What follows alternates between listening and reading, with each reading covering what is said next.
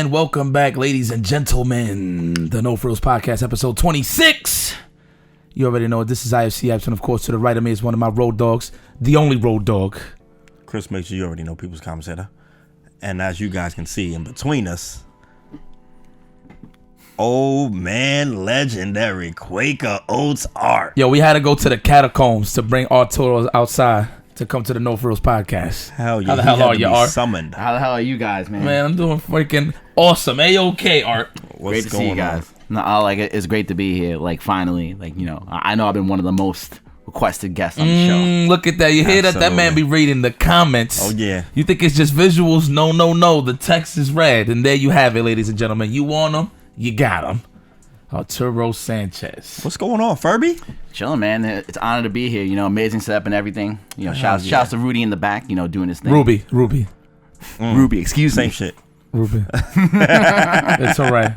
Just to make sure everything is clear in here. Oh, yeah, we good, baby. We good. Damn, 26 episodes and counting, huh? Bless. Yeah, we've been going, boy. And this has been the season of NLBC pretty much, right? Yep, we did definitely went the back-to-back. I think it was starting with, Kells. Mm-hmm. Then it was Idom. Then it was Shine. Mm-hmm. And, of course, then Henry Sen, the owner. Then, of course, here comes Arturo Sanchez. Mix. Well, Furby. Well, first and foremost, Art, I mean, you already know what's been said, but, what have you been up to as of late? Let's ask that question. Man, in the past year, I've been so busy, streaming, various FGC events, obviously local. Been doing my thing with Jazzy Circuit and a bunch of leagues and stuff. And of course, I work for a Match Arena full time. Shouts to them. Yep. Yeah, I saw you at KIT this year. You had a couple of joints. You've been in a couple of biggie joints. Yeah, KIT, Frosty Frosting. Frosties, yes. Oh yeah, I seen you there. Yeah, every time when I'm on the road, I'm pretty much on the road frequently when it comes to in the United States and stuff. I do see you at various events. So obviously the East Coast is no brainer. You always here. Speaking of East Coast, I mean, where you came from, man. To be honest, because every story that I've heard, you are literally involved in every single story. Don't matter who it is I speak to. I'm about what's going on back in the day. Anybody. The first one of the first names I hear is Arturo. A lot of people know Arturo the streamer, but now we about to get to know Arturo the man, the gamer. Oh, so you want my history from when I started playing fighting games, period, or tournaments? Oh, yeah. So look. So here, No Frillz, everybody knows we like to go with humble beginnings because there's a lot of people that tune in and, they don't know everybody's past. So it's always good to start there. So we do want to know what got you into fighting games first. Well, I started playing video games in 86. I was 4 years old with Spy Hunter and stuff, right? So I thought that was pretty cool. Right? I was three. I was playing it across the street in my laundromat and stuff, and then from that got me hooked on the games. Yeah. Then 1987 came out. Street Fighter 1 came out. The 6-button joints and the 2-button joints. I was 5 years old. I had to sit on a stool to play.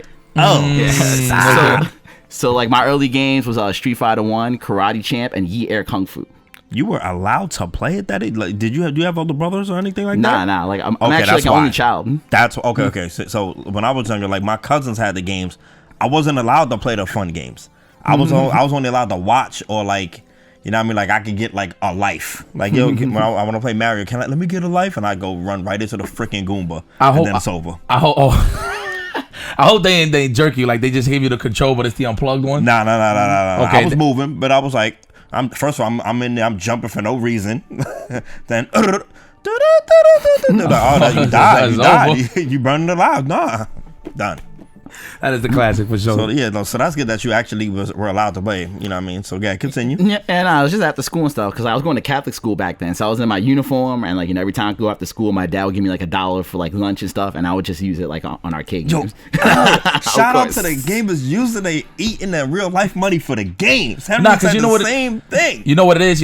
Because in the back of our minds, right? Obviously, number one, we're gonna have fun and playing the games. Number two, you're thinking, man, you know what? I'll make it back for dinner anyway. Yo, it's crazy when you're young. You don't have no appetite when you having fun either. Nah. And not until later on, you like, I'm hungry. Yeah, and then that's when the shit hits, but you have no appetite. But then, oh man, I was addicted. Like, so back in the day, before the Metro cards, we used to get the old school train pass, right? Where you flash it, right? With the Stuff S, like right? that. It said S? Yeah, it said S. And it was different colors? And you know how it is. Like, sometimes that. with your boys, you would go on the bus and you pass your pass to the free. Right through the back door. Yo, let me get your bus pass. But then instead of doing that, like, I would walk from school to my house and I would just try to go to mad bodegas, mad video stores across the way and just see what was popping. Damn. I was hooked. I was hooked. There was periods in my life where like I wouldn't get home until like 11 at night. And like I was like 7. Oof. That's how addicted I was to like fighting games at that time. For real. Damn, my man had some leeway to travel around. Yeah. I was stuck. I was jailed. I got my ass beat when I got home. Okay. Of course. There was a consequence. All right. Oh, yeah. But then there was a small price to pay. Yo, shout out to everybody that got their ass beat. I know we in a different era now. Kids ain't getting their ass beat, but I got my ass beat. Me too, you know man. What I mean? Shout out to that era of people that understand that, you know, sometimes you did need to get your ass beat back then. You know what I mean? So, but back then, like, you know, I didn't know, you know, it was pre-internet, right? So, you know, I didn't know where the arcades were and stuff. You know, I obviously couldn't travel to Manhattan, like you know, like so I'm Queens. First and foremost, Queens, baby. Okay. Queens. Wow. Okay. Rep your set. Okay. Jesus, that was OD shill for real. The most purest shill I've seen on the No Frillz podcast. My man said, they don't gotta represent Queens. That's what's up. I respect that.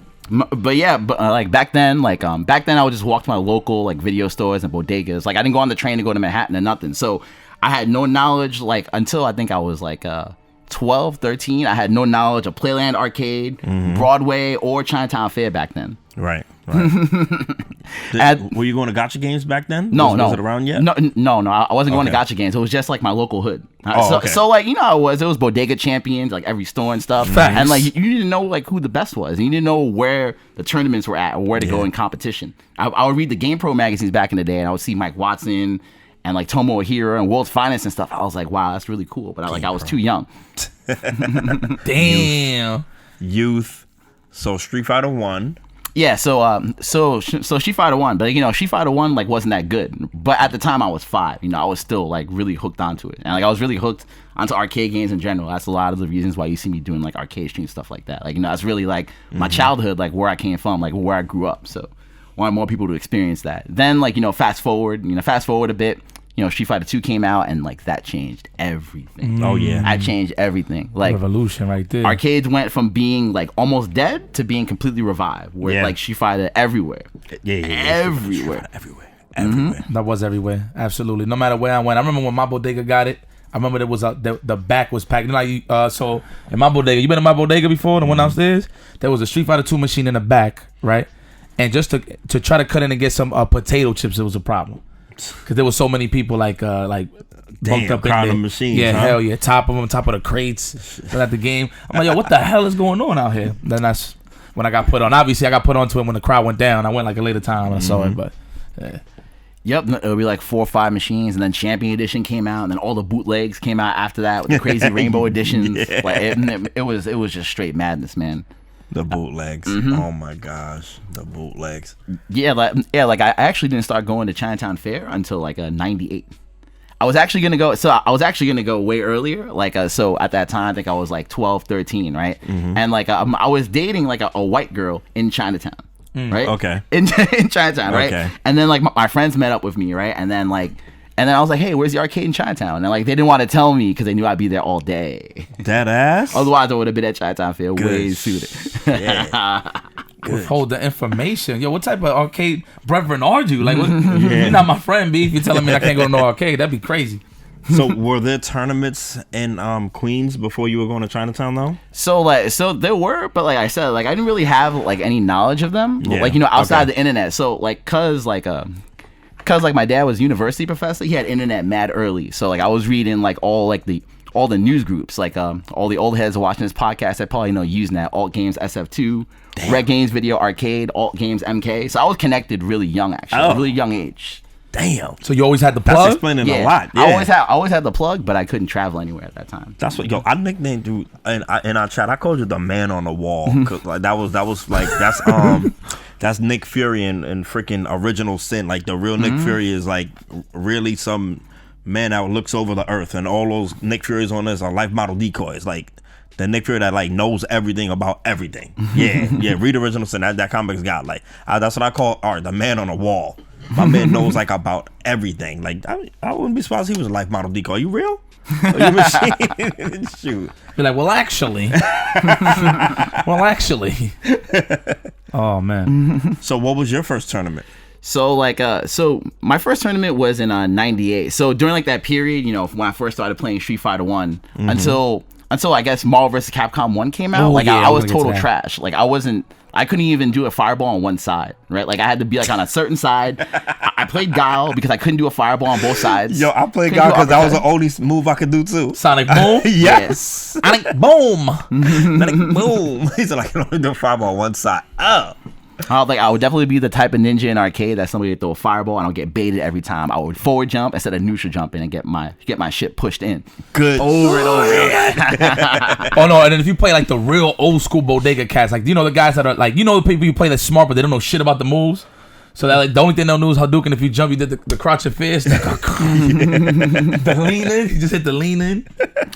So my first tournament I found out about was at Chinatown Fair. It was in '98, and actually I read about it on Usenet at the time because Todd Dwyer, who founded ECC, shout out to Todd Dwyer if you're ever watching this.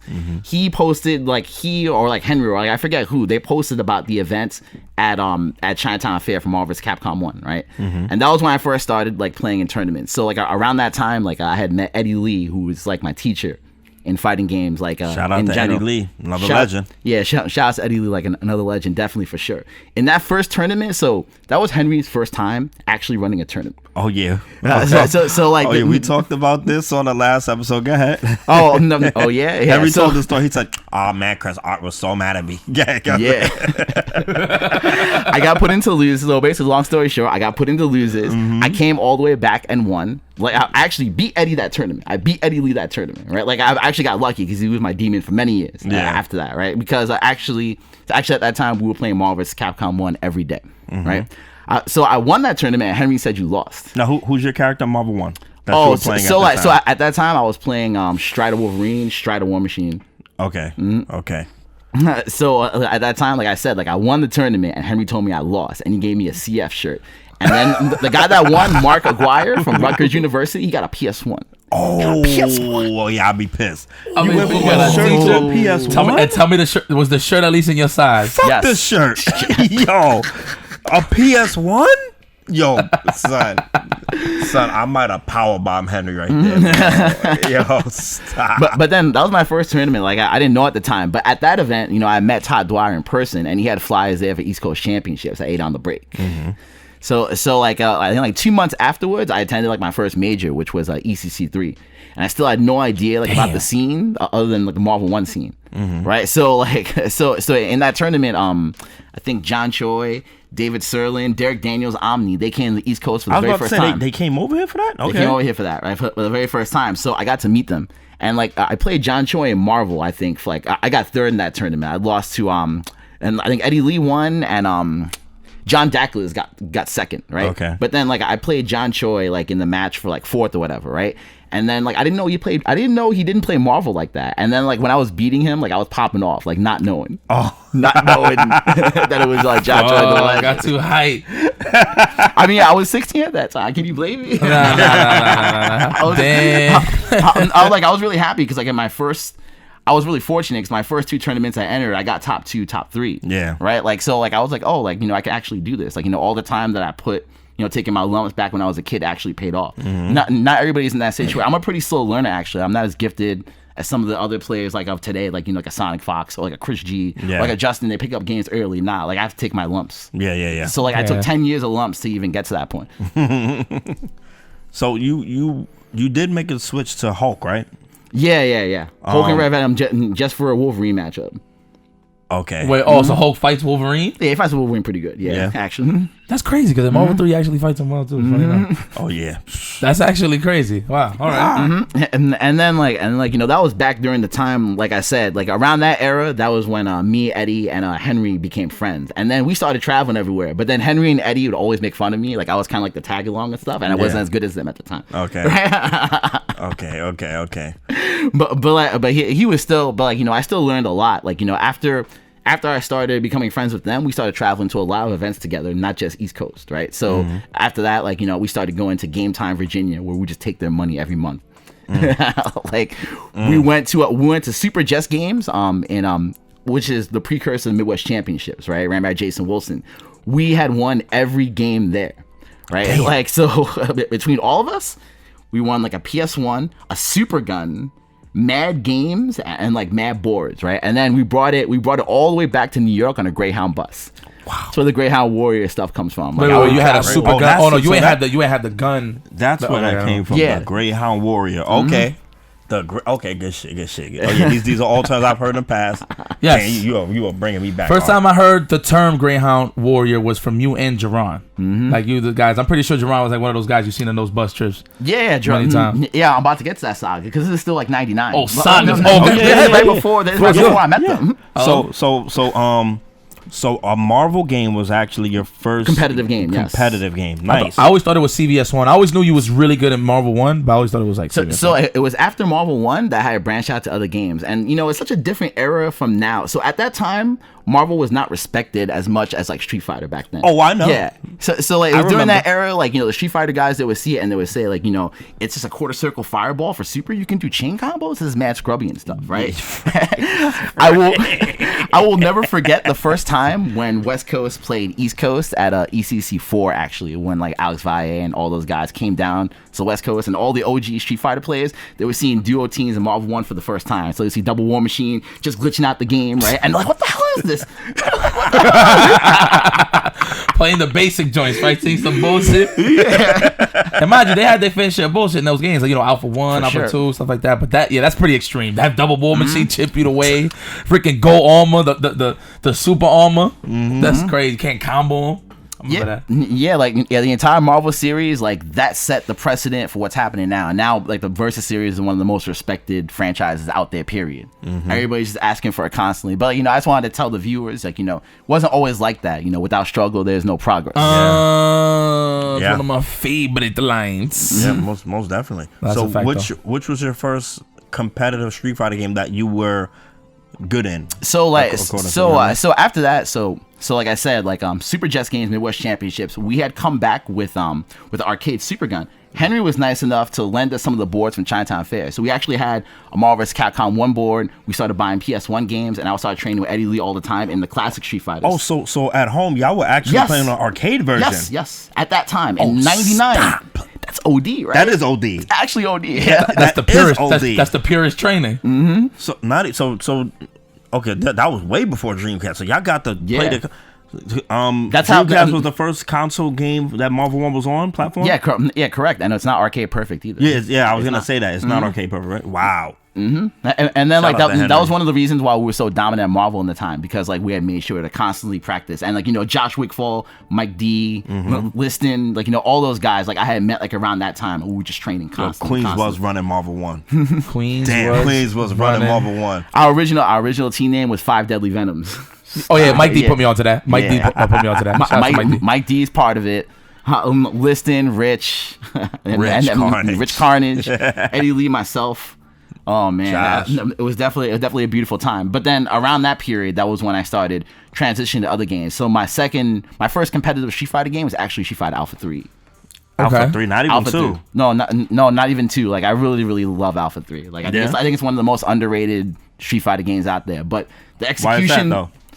Because it's not traditional Street Fighter. It's kind of like, it has like some Marvel-esque things. Yes, it does. Like some Marvel-esque and anime things. Like for example, you have multiple techs like in the air. When you get hit, you can tech in multiple directions, stuff like that. Just the fact that you can air recover, like it's really different from Street Fighter. You can block in the air. You can block in the air. You can do that now for 2 though, right?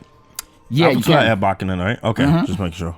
Yeah, and then air grabs too with 2 buttons as well, and you can mash to reduce damage.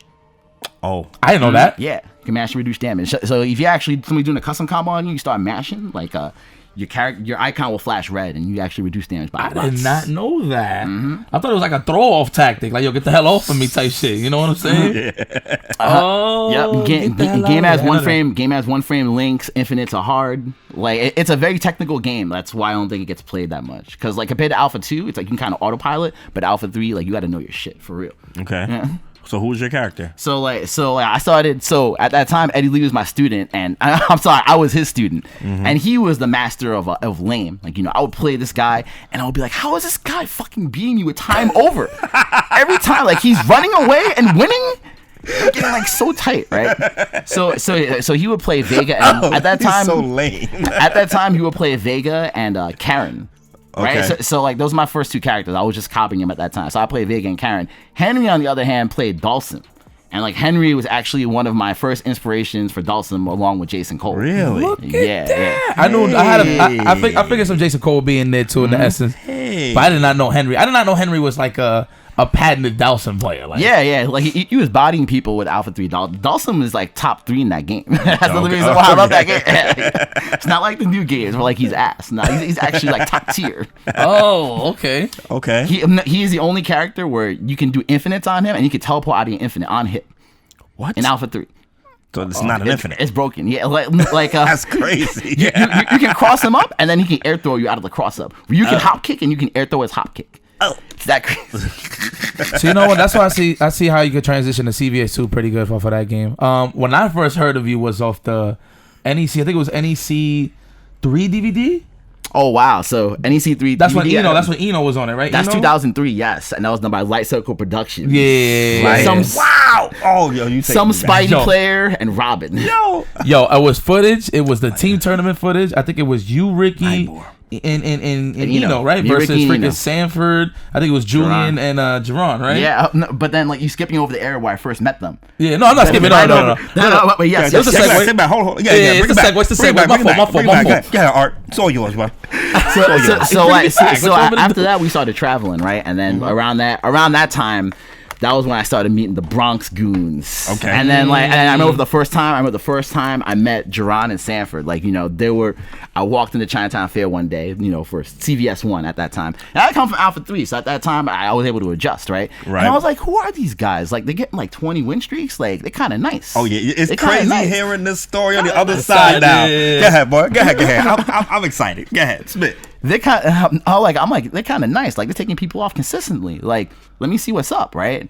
And then, like, at that point, we were trading games back and forth, right? But at that time, like, I didn't really know them, right? Just like they were kind of like my rivals in a way, like Jerron, Sanford, Kelly. At that time, They amazing said they players. botted you though. They said they botted you. Nope. Took you off first. Not true. First time we got on, they said they beat you. I was about to say something too, bro. Like he said, Sanford was like, Arturo got on, beat him too. Actually, like the first time I played Sanford in tournament, like he said, take it easy on me, I suck, and I listened to it. the mental warfare. Mental warfare. Yes. That shit is Take it chemical easy, warfare. I That's suck. Santhrax. Like So trade the games with them CBS 2. Go ahead.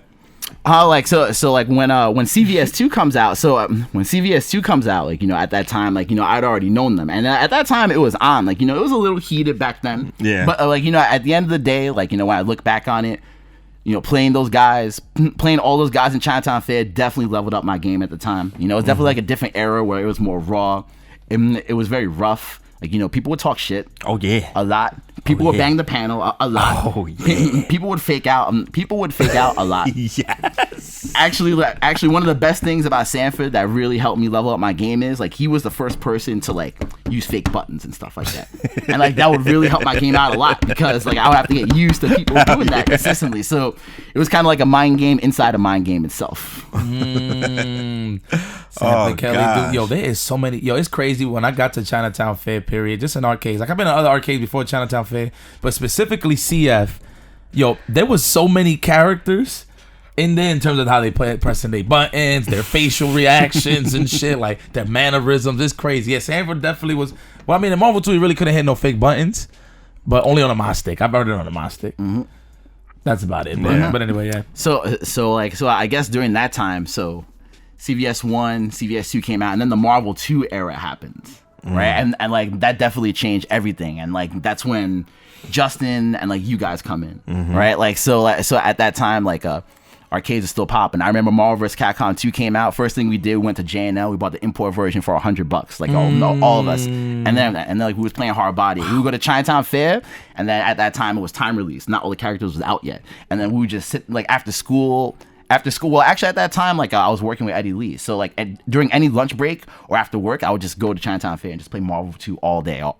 And at that time, like I had met Justin Wong, and he was like 12 years old at the time. You know, I had played him in various games from Marvel vs. Capcom 1. And like at that time, you know, he was still up and coming, but like I knew he was good. Yeah. But then at that time, like the entire, how can I say it? The entire balance of power shifted on the East Coast. Okay. Because at that time, Eddie Lee was by far like the most dominant player. But then Justin Wong was like really on the come up at that time. Started and then from there, like, you know, from that time, like he had started his legacy, right? Then Sanford came on the scene, and then like they had like their epic battles, which I was a part of. Like, you know, it got to a point where I couldn't keep up with competitive Marvel, but I had seen like the formations of like that rivalry like from the very beginning. Now, I'm actually very fortunate because I was able to see Marvel like from the very beginning. Yeah, from the very beginning. Definitely because I wasn't. I missed you came 2003, so to me you were new school. Yeah, 100%. To me you were new school. You guys were new school. I missed a lot in that 3 year span apparently. But I missed the traps. I missed all of that. Oh yeah, in terms of that era, yeah. But in terms of like all the big grand finals when it came to Sanford and Justin, and even before that, yeah, because apparently he's been whooping Sanford's ass like even before I jumped in the scene. You know what I mean? Oh yeah, for sure. So like I remember every big grand finals that we saw like at the break, at Chinatown Fair. Art is always somewhere laid in the front with the machines and the gaps. Or he's in the back. Like he just always has like a good seat to watch some Marvel. Yeah. This shit is crazy. I always seen your face when I looked around. Exactly, man. No, like that's one of the reasons why like I love streaming like classic Marvel too. Like, you know, it really brings me back to like that. It's like that era. It's a really special like period in my life. Like, you know, that whole era. It can't be replicated. So let me ask you a question really quick before we advance forward. Like, so in Marvel 1 at that time, at the time where the 5 deadly venoms were popping. The Order?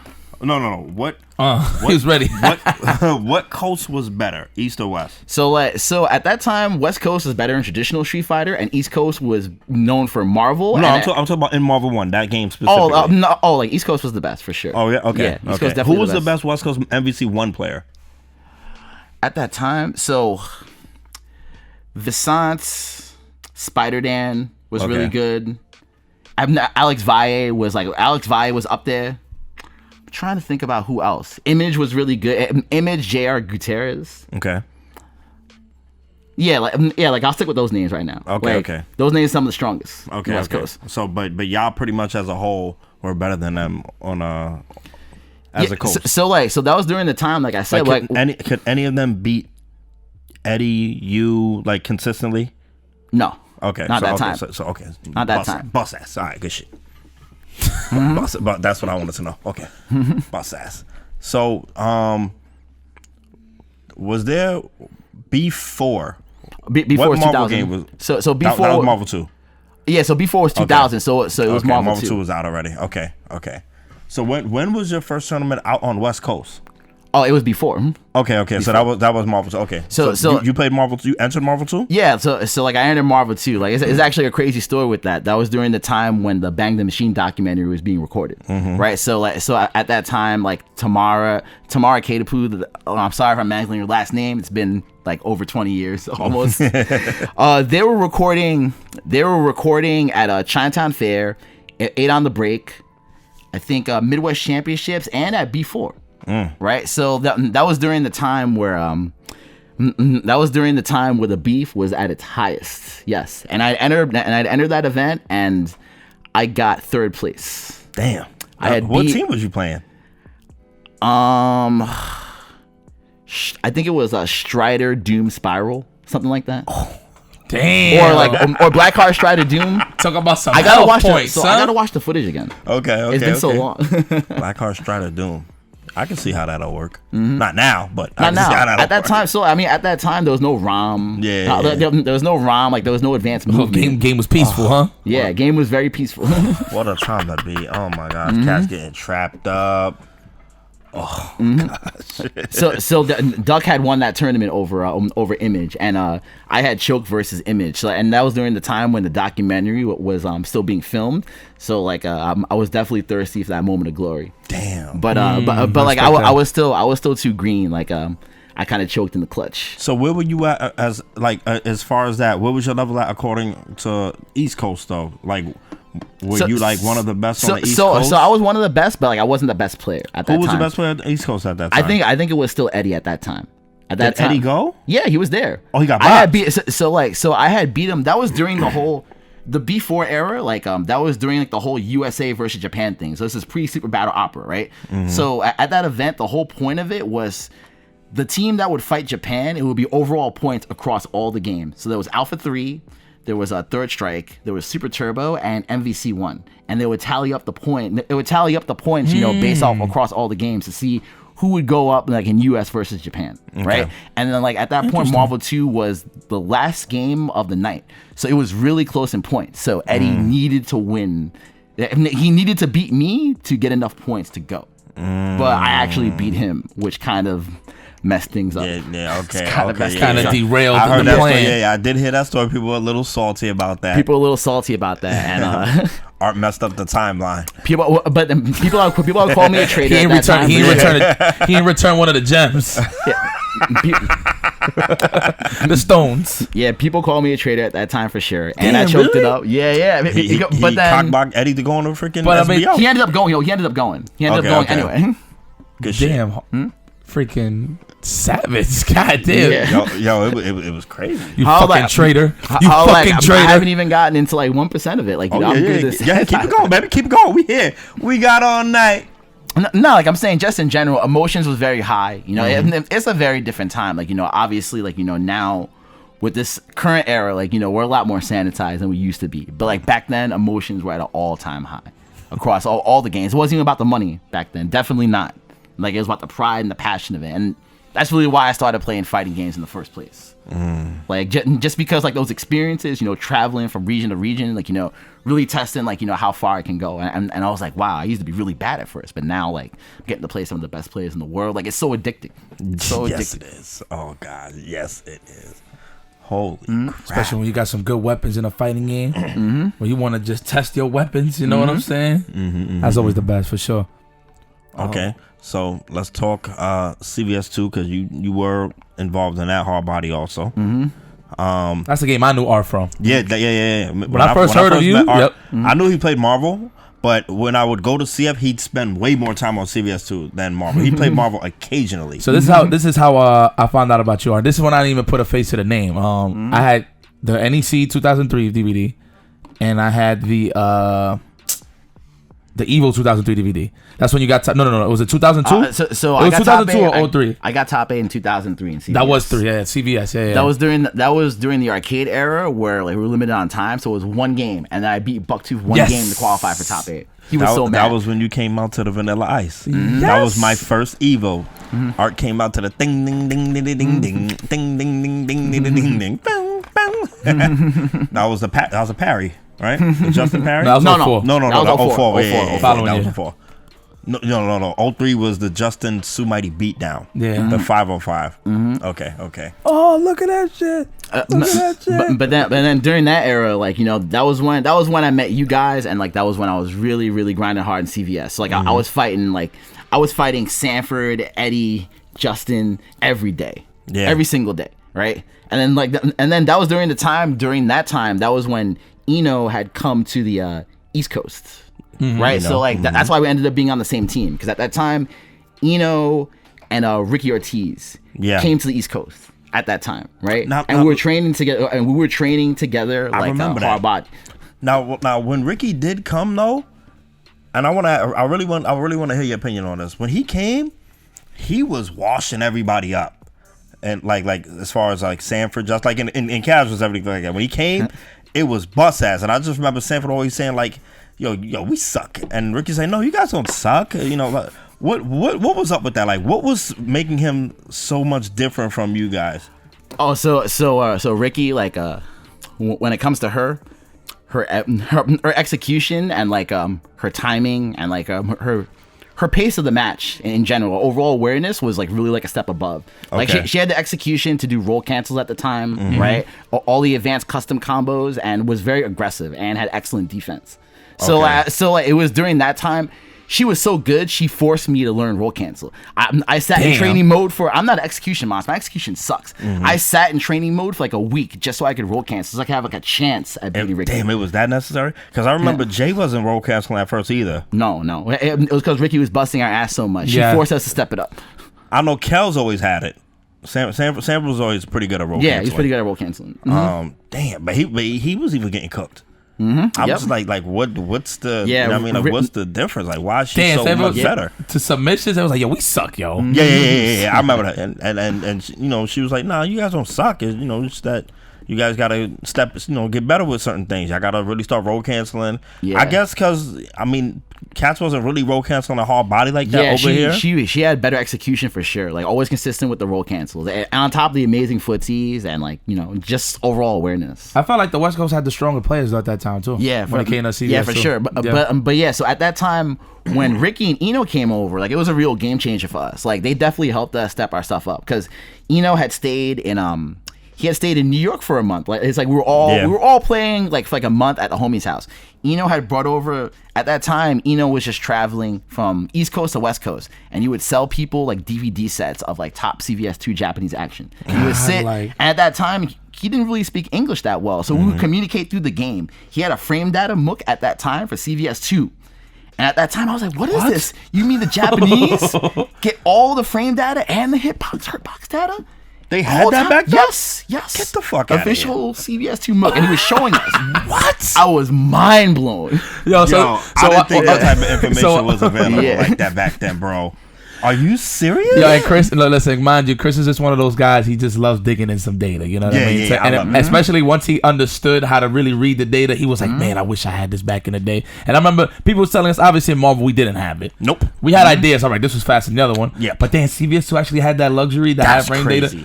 I figured all those games back in the day just ain't have shit. I knew there was like me too. There was like alpha guides with the combos and stuff like that. But so like, I mean, there was not like Japanese MOOCs, like they were always good for that. Like, you know, not only the strategy guides back then were superior, like also like the tapes. Like, we would get, like, back then we would trade second and third generation VHSs just to get like the footage like from Japan and stuff. Like, so it's like we're talking the scrolls. We're talking like we're going on Capcom IRC. We're sending people like $20-$25 just to mail us tapes, just so we could learn. Because there was no YouTube back then. Like, there was the real player video was less than 144p. It was like this.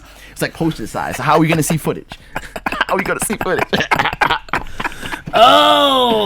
had to buy the scrolls. We had to buy the scrolls. But Eno was selling those scrolls, and he showed us the MOOCs. But I learned so much, like, you know, just by them, like, you know, coming to East Coast at that time. Yo, we were primitive back then. Man. Damn, no wonder they were so far ahead of us all this time, man. Shit, we was primitive. Oh my god, he said they had all of that already. They had the shit. So we sitting there learning things about trial and error. Like, oh, that's not safe. Oh, you can punish that. They're like, flick. They had the frame. They had the frame data, and then guess who's in the credits for CVS2? Boss. I think he's so good. Good shit. He's the android. And then during the first CVS2 nationals, like, you know, I heard a rumor at the time that the testers had kept roll cancel quiet because in the first CVS2 nationals, they knew. In the first CVS2 nationals, oh my, in the first CVS2 Japanese nationals, you can see Nuki doing roll cancel. It's either lightning legs or spinning bird kick, but he messed up. Wasn't supposed to show it, but he had shown it. What year? This is like 2001. We digging. This is our first national tournament. Oh yeah, we digging. Oh, let all these skeletons come out the closet right now. Oh my gosh. They was just like, yeah, man, we can't hit the bird kick. Like, yeah, like what? like some shit like that. Like what's going on? Like imagine that shit. And then during that time, you couldn't ban it. It was impossible. Yeah, you can't. How you gonna ban it? Ain't nobody knew what the hell. They didn't even know what the hell you had to do for it. They're like, click. Oh my gosh, that's so cheap. No, but yeah, Japan information. Yeah, Japan had all the tech, and then like at that time, I was already playing for years, and then when I saw that shit, I was mind blown. I was like, like after this, I have to go international. Okay, I have to go international. U.S. had no shot back then. Okay, I get it. I was like, yo, I'm always pounding. I'm like, damn, maybe it's just the way they practice. Maybe they just play more. No, they got all the info, all the tech. But then that was during the time where I got obsessed with data even more and match vids, which is why like I'm doing all this now. Like I would be like that person. Wow, okay. I would sit like on the IRC, FTP, Direct Connect, and I would download any video I could get, my dude. Any video I could get. It don't matter which game. Like I'm like, yo, it's like some video from Japan or like Asia or even US. I'm in there. I'm archiving that stuff. I actually have like a stack full of DVDs with fighting game videos from like back then. That's straight up. Yo, what was the name of the dude that used to run a video music box? I forgot his name. Dang, you remember Video Music Box? Yeah, I do. He took it. That Video Music Box. That's art. That's art.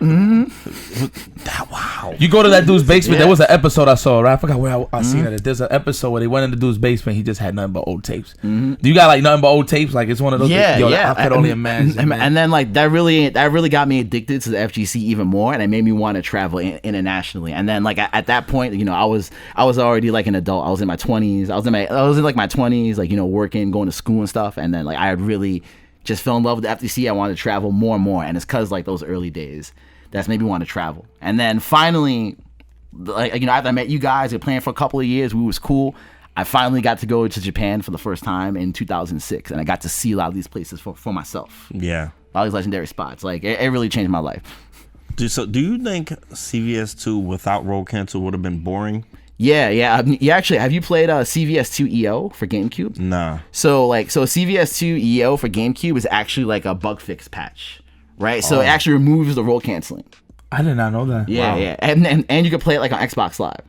So it's pretty much the same game, but it removes the roll canceling. And like on the GameCube version, you can use the C stick for easy mode, so you can do analog show. Oh, good shit. It's kind of But yeah, that version removed roll canceling, invincibility. You can still do it, but you can hit them out of it. But then obviously the community rejected it. Everybody loved roll canceling at that point. It seems like at that period, if any of the broken stuff got patched out of the game, people would not play it. It's not like how it is now where people beg for patches. Yeah. Right? So I remember Alpha 3 got patched to Alpha 3 Upper. Nobody played that. Third Strike got patched to version B, which removed the Yuri unblockables. Nobody played that. Oh, yeah. Just like nah, I want my shit. I want to get hit with the shit. Yeah, CVS2 roll cancel, CVS2 EO with the roll cancel. Nobody played that either. Actually, people did play it in America because people were playing on Xbox Live. So like that was actually cool, but it wasn't accepted for tournaments. Damn, I wonder if that would have happened to Marvel. Shit. I wonder if that would have happened for Marvel. Like, yo, you can't guard break no more. Happened. So people be salty. So like, it technically happened because like I mean, think about it like this. Like, you know, X-Men Street Fighter, mad broken. Oh yeah. Version 1 was the most broken. Version 2 was a little bit less broken. Version 3 wasn't broken at all, so they didn't like it. But they didn't like the version 1 BS, so they went to version 2. Damn. Because like you remember like Ryu version 1, he could do like low strong hop kick as easy mode infinite. And then version 2, like they didn't have it no more, but then they still had like the flying screen glitch where you used to do storm fierce. Yeah. And then version 3, like they took it out, right? So people were like, And then Marvel vs. Street Fighter came out, which took out all the broken stuff, and it wasn't as well received as X-Men Street Fighter. So like I think people do like the broken stuff. People do like the broken stuff. That I actually remember people not really enjoying Marvel Super Heroes. I love that game though. Like personally, like I love Omega Red and Wolverine in that game. It's actually like my second favorite Marvel game. Marvel Street Fighter? Yeah. I love the music too, and the announcer. Oh, I love the announcer. I wish we had that. I forgot what character that was. So yeah, people definitely like the broken stuff for sure back then, and like it's really different from now. People, they won't play a game if it doesn't get patched now, but back then people, they wanted the original version. Yeah, because there's a lot more money involved now, and people with sponsors and everything like that, and it's people so have to perform to maintain their sponsor. So they're like, yo, I'm playing this dude, he cheesing me out. Nah, fuck that, patch that out. Nether realms, you know what I mean? They go with the patches. Oh yeah. Y'all mind fucked a little bit. I'm sorry. Marvel Super Street Fighter, that's the one where you saw how I was thinking about it the whole time. Marvel Super Street Fighter, that's the one where you combine the supers right at the end. So like Shiku Hyperstars or shit like that if you want. Shiku Barrage X. Yo, for some reason I was thinking about that voice in the back of my head. And they had that character what was it, Don something? Talk about Norimaru, but he was Japanese. He was Japanese version only because of the licensing. It's actually like a licensed character, so you never play it in the US version. You only found them by playing the Sega Saturn import or the Japanese arcade version at that time. So like he wasn't known about like for like a little while for sure. until they got the imports. Knowledge. Oh.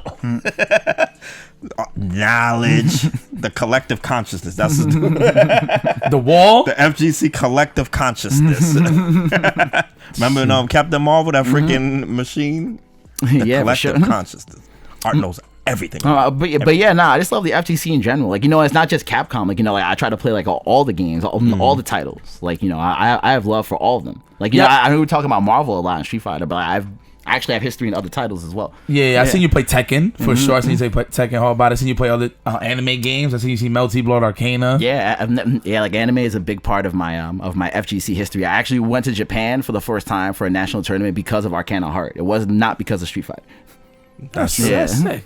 That is correct. Yeah, I remember the Arcana Heart sessions. Yeah. Yo, my man used to go to Nelson's crib. Yo, rest in peace, man. I used to pull up and I'll be seeing mad CRTs. I'm like, yo, what the fuck is going on? And mind you, Nelson already had like a bunch of CRTs, but there was extra brung to the crib.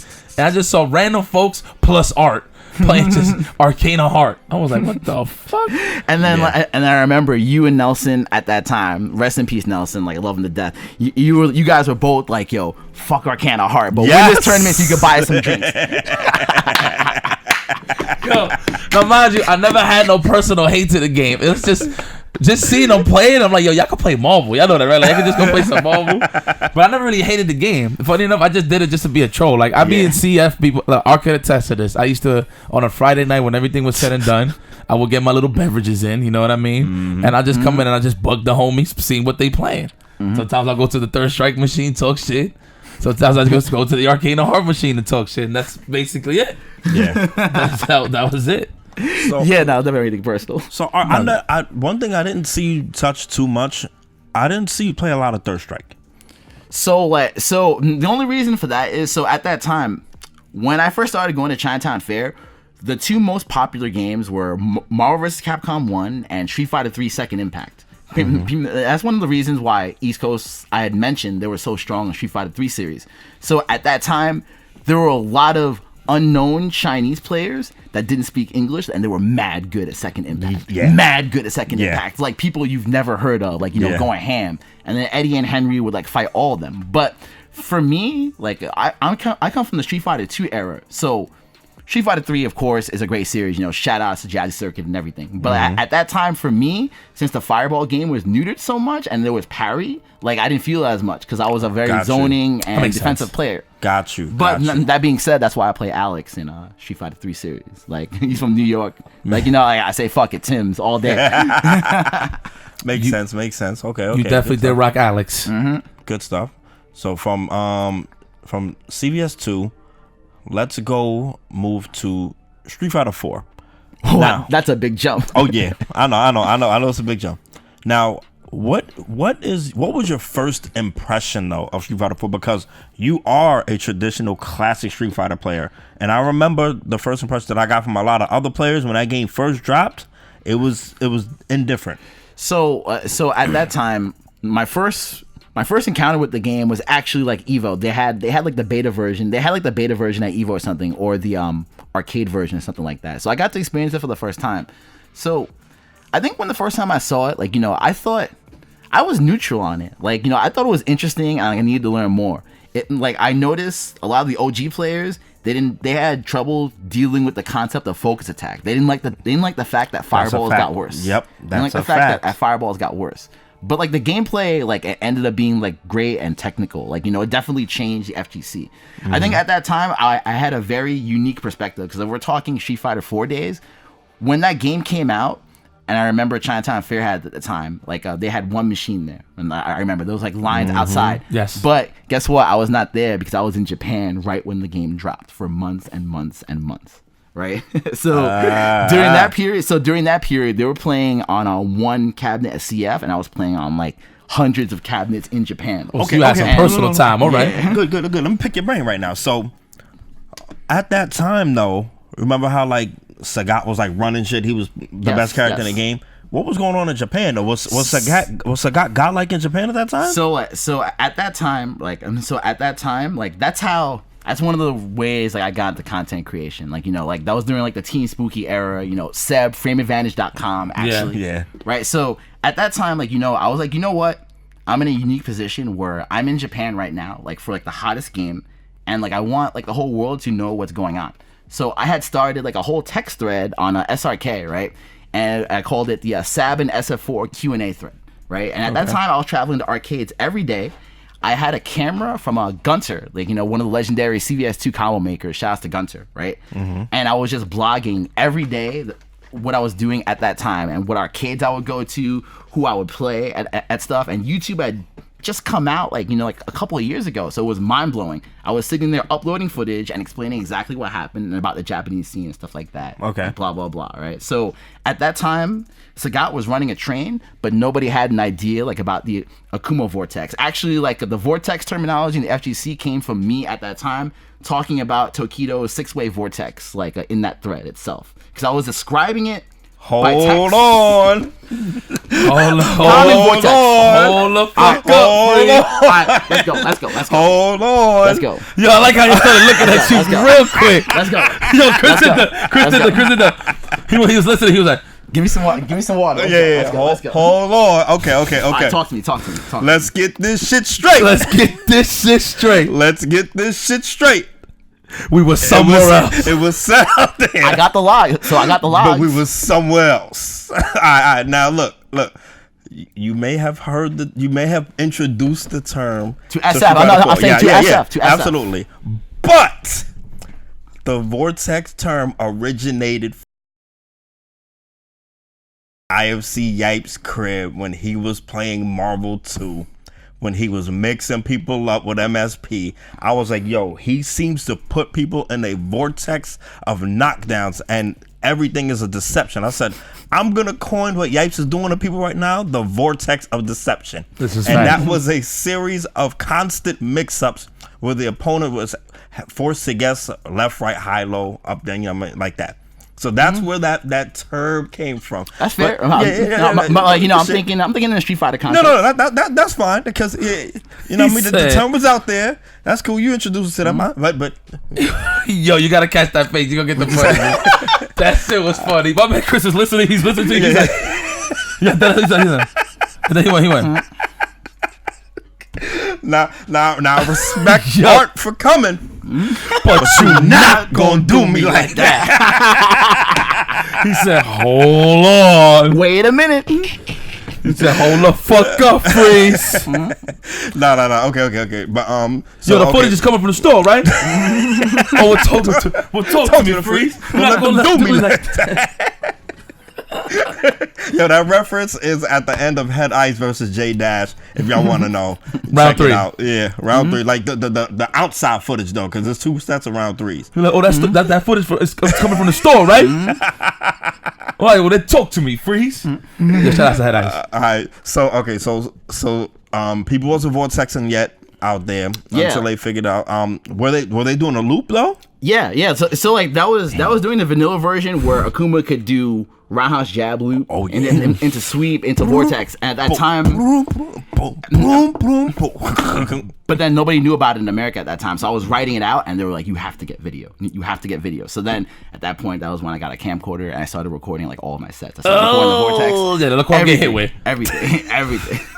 yeah, guys, look what I'm getting hit with. Yeah, straight up. Your character in that game, you started out with Dawson. Yeah. I was playing. At that time, like I was playing Dalsum and Seth, but the arcade version was the standard. I forgot you was a Seth monster. Yeah. Mm-hmm.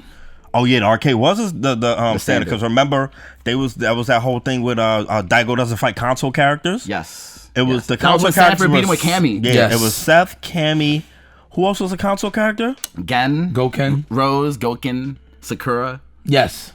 They have that in the arcades. That's right. That's crazy that they didn't have these characters in the arcade. Mm-hmm. Remember, you needed. I guess you needed something to really sell Street Fighter 4. Like Street Fighter 4 was out there; it was already interesting enough. But like just more of a leeway for people like to just buy the game. Because then Evo, it was a console version. Like we did have the console characters. Mm-hmm. So that's crazy. Wow. Mm-hmm. And then during that time, I had several friends in Japan that were helping me. I would translate Japanese forms. I was so obsessed with reading what they had to say. So I would go on 2CH and all that, and I'll ask people what they're saying. I would have Kim1234 actually arrange meetups for me all the time. Shouts to Kim. Kim1234. I became really good friends with Bozak, Elvin Shadow at that time. Elvin Shadow. Yo, let me tell you the era I learned from Street Fighter 4. So obviously I'm coming up from Marvel 2, and obviously I'm looking for actually the OGs for more guidance of a Street Fighter game, obviously. You know what I'm saying? So I would just go to Chinatown Fair anyway, and I would watch guys like Arturo play, Sanford, Justin. I remember Eddie tried to play. I remember he picked like Bison, but then like that's around the time when he just stopped showing when he up. stopped playing, Yeah. He so found WoW. Yes. Unfortunately. I really wish he would come back. Yeah. But what was so cool about that was like as the stories was progressing, heading to Evo, you know what I'm saying? That was like the last Dreamcast Marvel 2 tournament. And, you know, Marvel 2 was hot, but like you could tell it was already out the door, you know what I mean? In terms of Evo. Like it was still alive, but in terms of Evo, it was heading out the door. So I remember I would just pay attention to the storylines because, you know, that's what got me into Marvel 2 mostly, obviously because of the competitive play. But it was just the storylines behind it, like with Desmond and Sanford, Josh Desmond, and shit like that. So I remember the first Evo I went to for Street Fighter 4, you played Daigo in a very long set, and I think you actually beat the guy. Yeah, you beat him. I did. Yeah, he said, yeah, I did. I remember the first sagas I saw when it was first to 10 for like some stakes, you was involved against Daigo. Like, you was literally the first draw when it came to like a real long money match with like somebody international, which is Daigo coming out the woodwork, you know what I'm saying, playing. Well, it's because I'm part of the arcade era, and like, you know, I'm always used to money matches, and like at that time my competitive drive was at an all-time high. So like I had always wanted to try to do what I could to prove like the trend wrong, that like America can actually stand against Asia in these games. So like I didn't win the tournament or do anything, but like, you know, like I was just trying to do like my very best to try to make a statement. That's when you and Champ was playing Dawson, and they had beat him in the money matches, right? Yeah, first it was Art though. And then when I saw the Champ Daigo era, that was in Seasons Beatings Redemption. Yeah, that was during Super Street Fighter 4 era. Yeah, that's Street Fighter 4. Yeah, 2000, that first year, 2010, Ryu was OD. Yeah, Street Fighter 4, like the original one. Because I remember, trap. correct me if I'm wrong, I remember it was a room. I remember Combo Fiend was there. Remember Gutex, and it was all getting washed. Issei was there. I think it was like all getting washed, right? Jago was in there. Jago, actually, Kels it's on played him Gutex. first to 5. Yeah. Jago played him first to 5. I think went 5-4. Chris Hu was there. Yep, Chris Hu. PR Rog was there. He did pretty good against Daigo. This is Vanilla. Yep. Vanilla, yes. Yep. That's what Chris Hu was commenting. He was like, when Sanford was playing Akuma, he said, I don't think Akuma gonna body Daigo. And Sanford played him with that season's beatings Velocity. No, not Velocity. It was Seasons Beatings. No, it's 3. No. That was 09. That's the one where Justin Wong played him in the first 10 with. Justin played him in what season? That was 09. That was Seasons Beatings 09. That's the one I ain't into. That's when you burnt the flames, right? No, that was 2010. No, that's 2011. That was Velocity. That was the one with the 505 or USA versus the World. Then the Redemption one came out. That was the Redemption. Obviously went by the title, so that's when it was USA versus the World again. Yeah, because Justin was getting hit by the fireball trap. So 09? that was 09, and then that's when Justin picked Fei Long in the finals. He wanted to use it in the long set. Remember the first 10? Justin used like Viper and shit. She got smoked. Yeah. And then finals. That around that time, it was Evo where I saw that. It was in the hotel room where I seen Combo Fiend play him Lost. I saw Gutex play him Lost. Then you got on and you beat him. Then that's when it started. It was like, I think he wanted to run back. And then that's when they went to like a long set. Like, correct me if I'm wrong. I remember me watching it like most of the time. Yeah. So like we did play a small set, and then we had to run back for like more. And then that was when Gutex and Javits had Don King that. So so Javits had talked to Issei to set it up with Daigo, right at that time, because Issei was he was living in New York at that time. Yes, he was. So we were really tight with him at that time, and you know he was helping us with that Japanese U.S. liaison. So that's how the whole match got set up. You can actually find it on Gutex's old channel, not Cross Counter TV, but the actual YouTube.com Gutex, I believe. It definitely still there in like 10 parts. So afterwards, like that set the pace for like that set the pace for salty sweets and high stakes money matches in Street Fighter. So at that time, we had done a run back in 2010, which is even bigger than the one in 2009. Yeah, and like that one, I'd actually lost 5-4. Right, that was in a salty suite, right? That was in an actual salty suite, yes. And that was with Spooky streaming on like Ustream or something. Because I remember, because that was like one of the first times I ever commentated at Evo, just in anything, was that salty suite 2010. Yep, that's when Marn was still playing Dudley. I remember there was I don't know if it was an invitational tournament, but I remember Gamer B's in. That was the first time I seen Gamer B. Gamer B, RB was there. RB, yeah, I remember was them. There. Yep. that's the first time I remember seeing Gamer Beat was 2010. Yes, correct. That is correct. And that's OT Sweet. Yeah, that's good stuff. Damn, the throwbacks. I know. It's setting in. I was really just playing everything back in my head just now. I remember I was in the room watching them play that money. I'm like, damn, they playing for that much money. And mind you, we played Marvel Money matches. Like, we done big money. But they was actually playing for like a nice little chunk of change. I'm like, damn, for Street Fighter? You only see this in Marvel for real. And it's crazy because it's a little different with Street Fighter because like every hit means something. Yes. You know what I mean? And they playing freaking Dawson versus Ryu. So he landed like a crouch and fierce or some shit like that. Like, oh, yeah. Like, Oh, man. But yeah, it was because of the arcade era that I even had the balls to do stuff like that. Like, it gave me the mental fortitude to like really, because if it's one thing to actually watch a money match, but playing that for high stakes, it is so stressful, man. It is so stressful, and like you got to have a certain type of mental fortitude to even be able to hang in those types of situations, for sure. Now, you mentioned earlier about well, let me talk about your play style. So like your archetype of player, most likely, would you say like you're a lame turtle based player?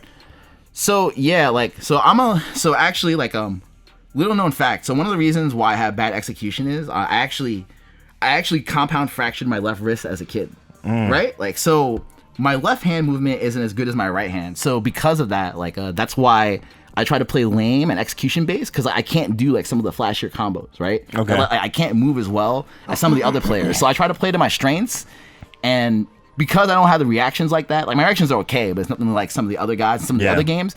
Like I try to map things out in my head, right? So that like they can't even hit me. Right. They can't even hit me.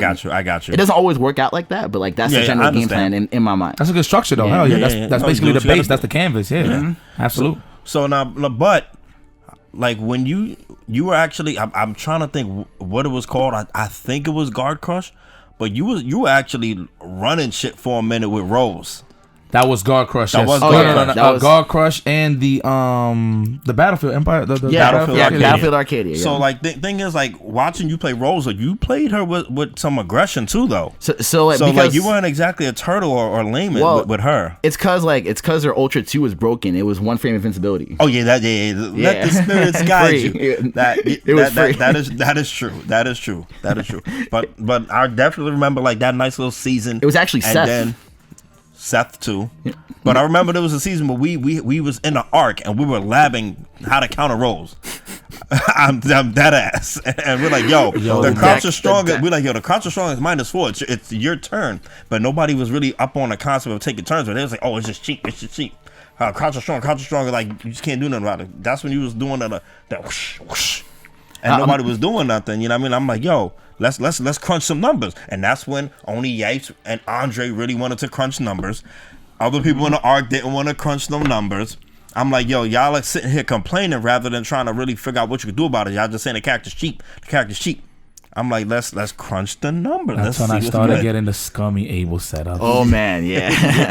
Oh yeah, and I remember that. I remember we spoke about this in a couple of episodes back. I remember like one of those first events where I think it was DTN where you had upset me in Street Fighter 4. I was pretty tight with Abel. You remember that? That was ECT 4. I think the reason why I think it's DTN, it was the one in Queens. It was the one in Queens. No, the first one. No, I never beat Astoria? I never beat the first time. I remember the first time I beat you. It was I'm thinking no, not ECT. It wasn't ECT. No, he said DTN. Yeah, I really think it was the first DTN. The one where you talking about Road to Evo? I think so. Yeah, it was that. I think it was. I think so. Yeah, that was the first time you got me. I was like, damn. Like, Yipes bringing that Marvel execution to Street Fighter. I don't know what side he's on. Oh, shit. It was that. I got and you popped off, and I was like, damn. I got to hold that. Oh, shit. Yeah. Nah, I remember the first time that I beat you. That was like in a major tournament. The first time I beat you, it was in a set. It was when Super came out.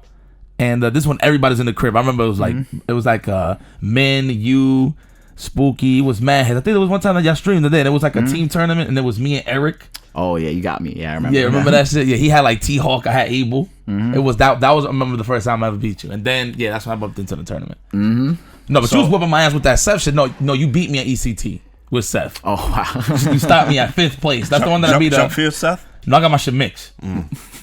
with the stomps. I got my shit back here. I got my shit back. But then like that was during that period where I started to transition to like rush down a little bit more. Yeah, you definitely were. That's what I mean. So at that time though, were you crunching numbers though? So yeah, like I was crunching numbers, but then like the training modes weren't always there to like crunch the numbers at that time. Yeah. Like I mean, like it was kind of there, but not really. But yeah, now I'm always, you could tell I'm a scientific person. I'm always interested in studying the frames. But you know, coming from an arcade era, you know, I had to unlearn like, you know, the way I thought fighting games once the numbers came into play, right? Because I was always playing by feel, right? Yeah. But actually, like, you got to learn the numbers at a certain point. Yeah, and that definitely did affect some. I ain't worried players. too much about the numbers until the game started getting a little too optimal in Street Fighter. That's what I mean. Yeah, that's what I mean. When it started getting optimal, I'm like, all right, I need to see why I'm getting decked. Wake up! I gotta see like what's going on because obviously remember this was before the tech get up. What's it called? Quick tech. Delayed wake up. Delayed wake up. Yeah. Freaking when before that happened. That's when they put you on the back and you really had to guess. Like that was no escape. No escape. I remember getting hit my first unblockable, bro. That was an experience in tournament. Back though in the Seth Fireball Ultra 1 unblockable. I'll give you a little lore.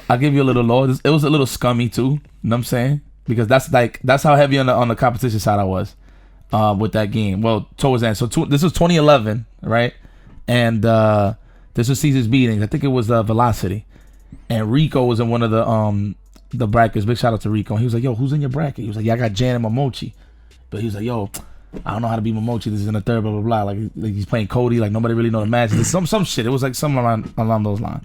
So I was like, damn, like this guy's like really that good. Like I knew he was good, but I'm like, damn, like I really had to worry about him. So you know what I told the TO? I was like, yo, man, can I enter this bracket right here specifically?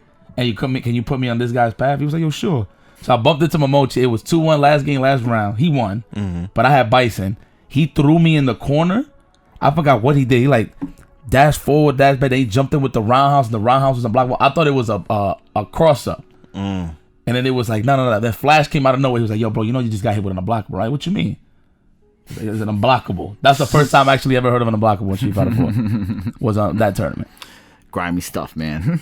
Grimy. Yo, so let me ask you this, Art. So which version of Street Fighter 4 you didn't like? Because I remember there was a point in time where you was playing hard body, and then I just seen you cut some time playing the game a little bit. Like I'm like, yo, what's all that? A 2011. Yeah. Is that the Yun era? Yun era. Yo, so you remember when Martin came through and fucked us up with the basic Yun too? He wasn't even nice. The shit wasn't even nice. He just knew how to do the freaking the custom combo basically, and then the dive kicks. And the A 2012 was kind of nice though. It fixed a lot of that. Fixed a lot of those issues. And then Ultra. So piggybacking on that question, because I was actually curious about that. So which was your favorite Street Fighter 4? I think Ultra was the best one. I mean, I mean Ultra. I love Super. Super too. Yeah, I like Super. Like Super and Vanilla. Like for two different reasons. So Super Super had more characters I like you know Seth, Rose, Sim, right? And then Vanilla, it was because of the unblockables. I was abusing them Seth unblockables, boy. Seth was broken. And I was definitely trying to downplay him so hard. Excuse me? You was doing unblockables? Yeah, it's easy with him because you can do back throw, Sonic Boom, Ultra, unblockable. Yeah, it's not hard. It's not hard. It's not hard. I forgot about that. Head stomps is broken. Teleports is faster. Sonic Booms are better. You can do jump back fierce, and it's Dawson's jump back fierce. He's OD. He's OD in that game. That's what you was hitting people with originally. Huh? Yeah, he's OD. Head stomps are broken. Like everything about him is broken. Yo, I used to get hit with the river dance, boy. The goon, goon, goon, goon. To the dive kick, then you gotta pick a side. DP truly invincible, non-EX. Oh yeah. Yeah. Oh my god. Holy crap. Okay, so another question about Street Fighter 4. Before I leave the Street Fighter 4 topic. In your most humble opinion, who was overall the best Street Fighter 4 player?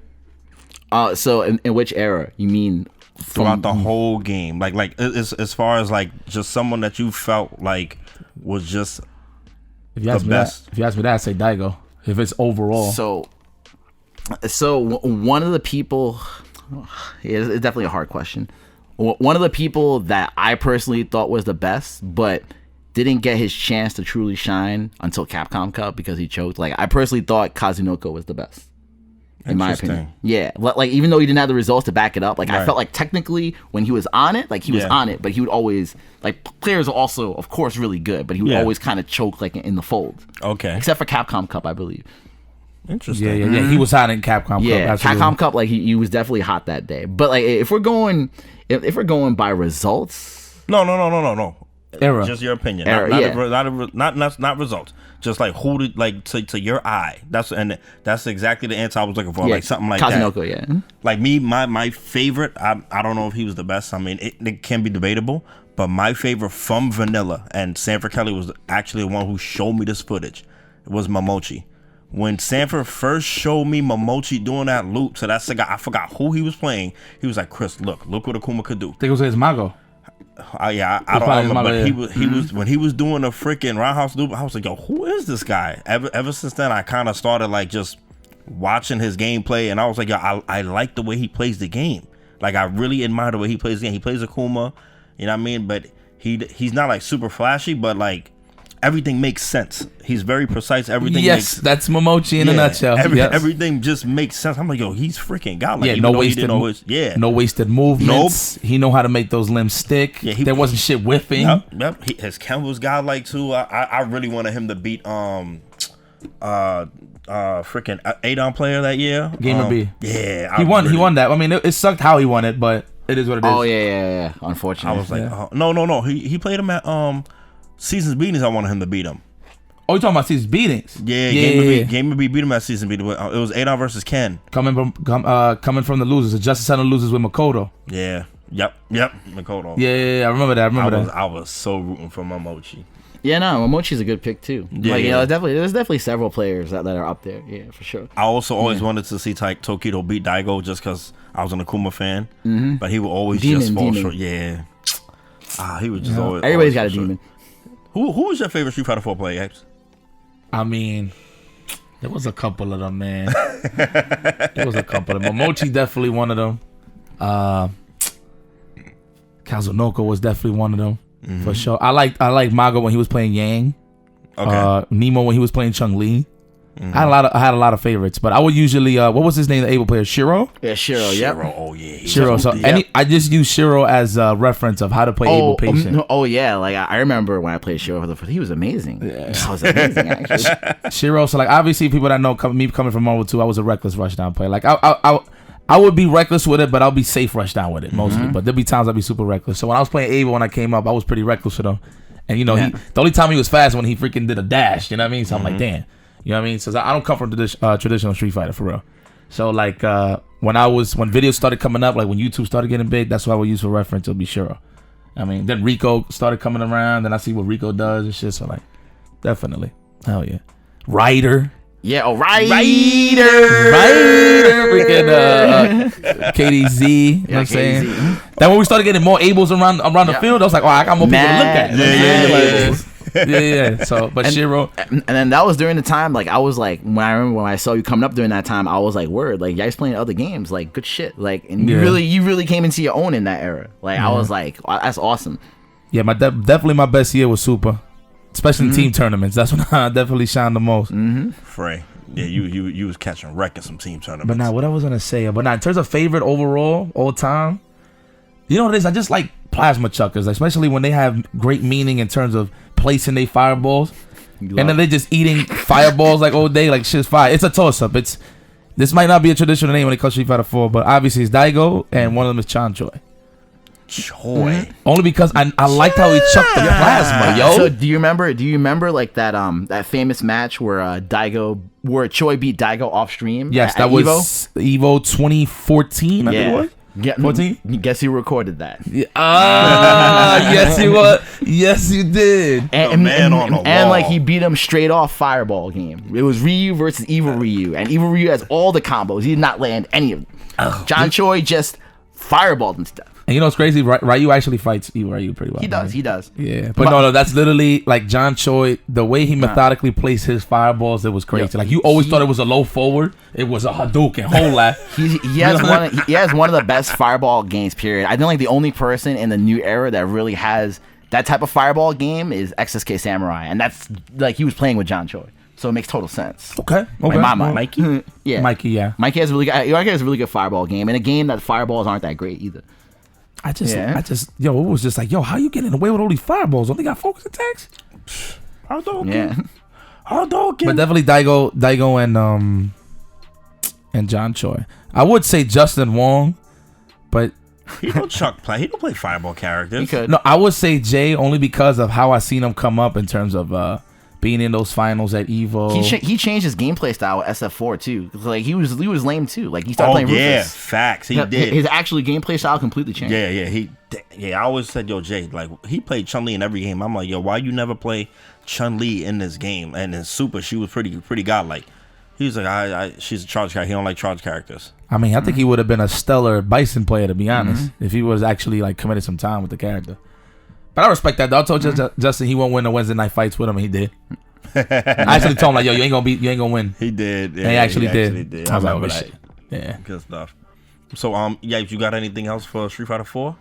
Nah. I think everything is covered. You pretty much did everything when it came to Street Fighter 4 and pushing it to the scene. That's one thing important about Arturo that I do remember is that he definitely did push the envelope on putting data out there and information for people to learn Street Fighter 4.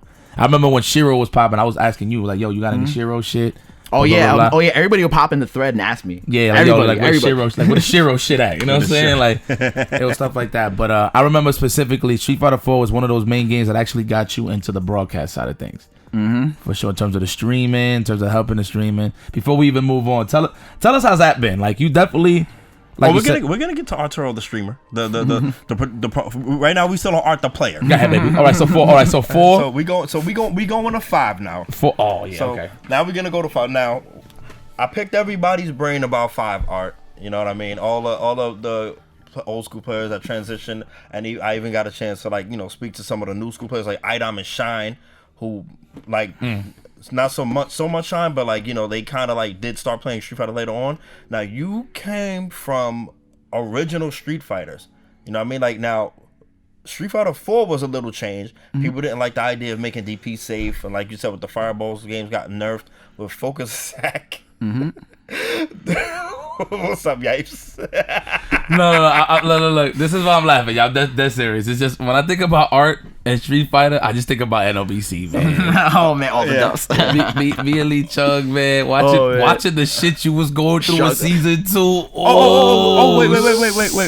But I'm glad you brought that up. No. I'm glad you brought that up. Wait. Really quick, before we get to Street Fighter 5, let's backtrack. Street Fighter 4. Let's talk about the Duff City era. Ooh. You were definitely a part of that. Now, yeah, definitely. Now there were a lot of complaints from various Street Fighter 4 top players. A lot of complaints.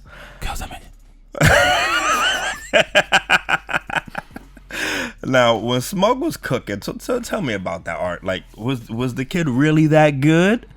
Was Dudley on the low? Pretty bullshit.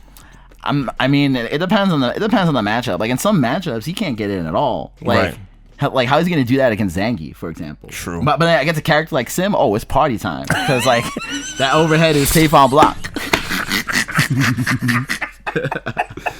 Oh shit! He's like, Sim, it's party time. I didn't think Dudley was broken. Like, I think only Smug could do that. I think only Smug can make him look. You know what though?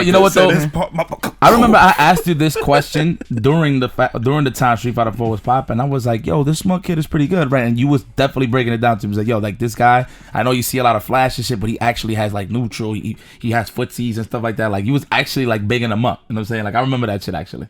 Yeah, like Smug's actually a frame data monster, low key. Like, but at that time, I can only notice that by watching him play over and over, right? Yeah. Like, the more I watch him play, the more I see it. I was like, like this kid is studying like frame data. Like he should be winning.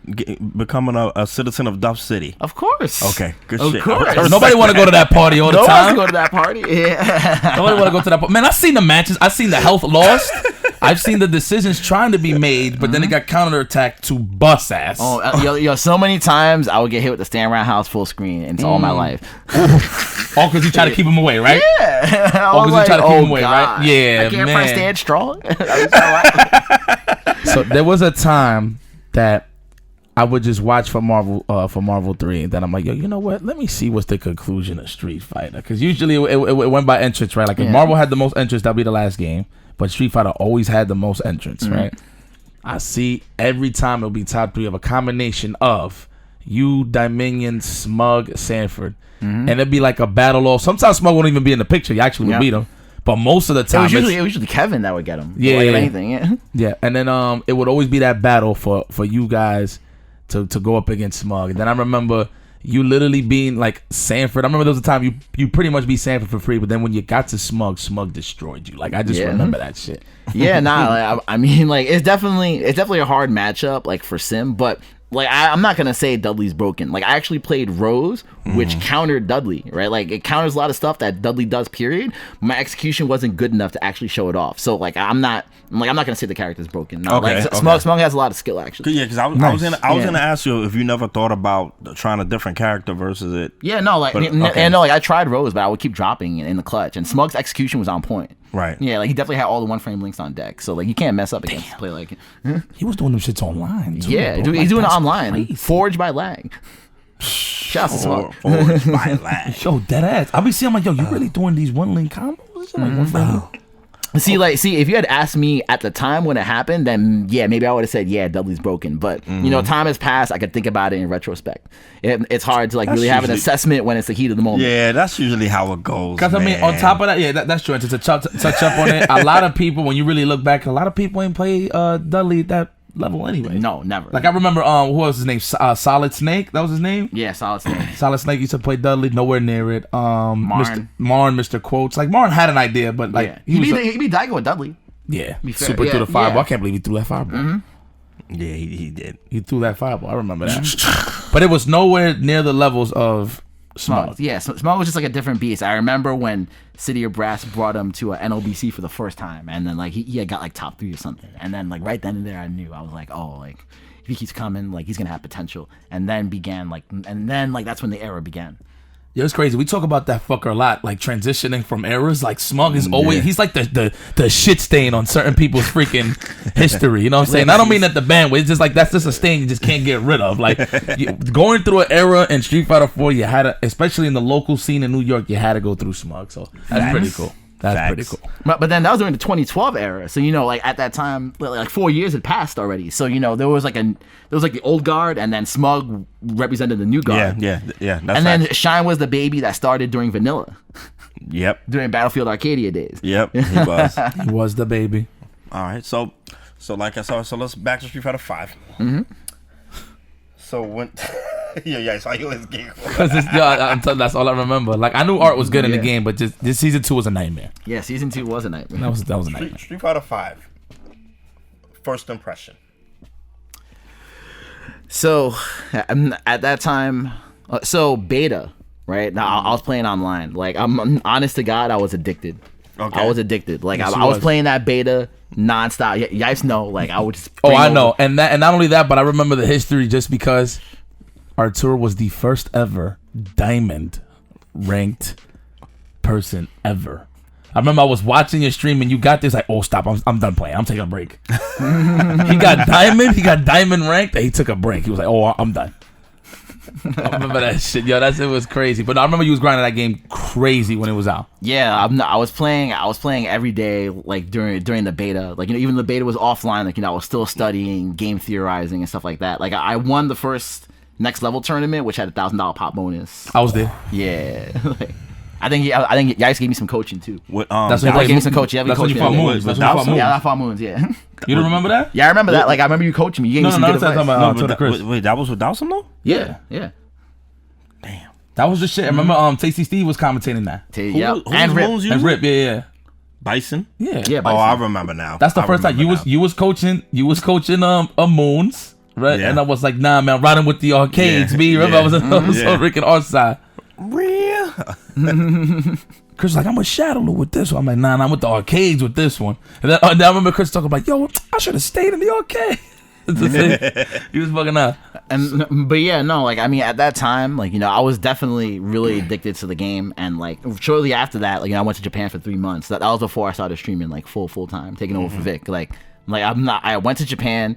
I was streaming from Japan. Like I went to KSB, streamed KSB, beat Kazunoko, got top 3 while I was streaming it. And then shortly after that, I got watched by Daigo. 5-0. On his own stream. Shortly after that. Like, that was... Like, I really loved it at that time. Like, I was talking a lot of smack. I had started, like, a Discord just to, like, get all the Western players, like, you know, involved to try to beat Japan. Like, I was really like, yo, we here. Like, we can do this. That was my mentality at the time. You didn't have a problem with the game, like, the changes from Street Fighter 4 to Street Fighter 5?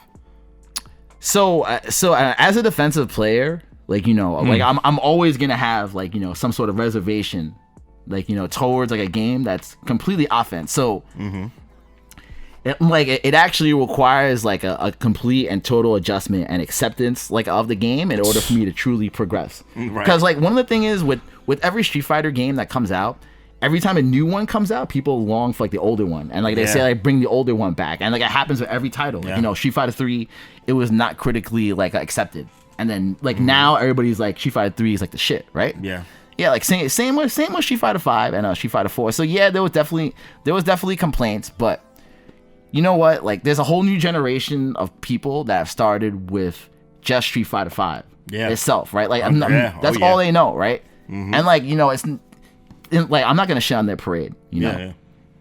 That's true. I can see that. I actually said that one time on the podcast.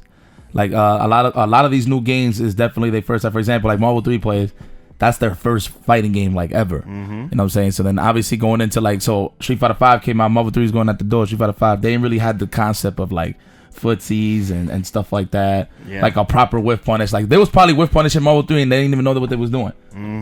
That was just probably like they just swang and then you just like kind of like he just made an assumption or something. Like nobody really knew how to word it or like really give it a definition. You know what I'm saying? Going to Street Fighter 5, that's when a lot of people like defined some of the gameplay and the aspect of just fighting games in general. You know what I'm saying? For them anyway, for the new guys.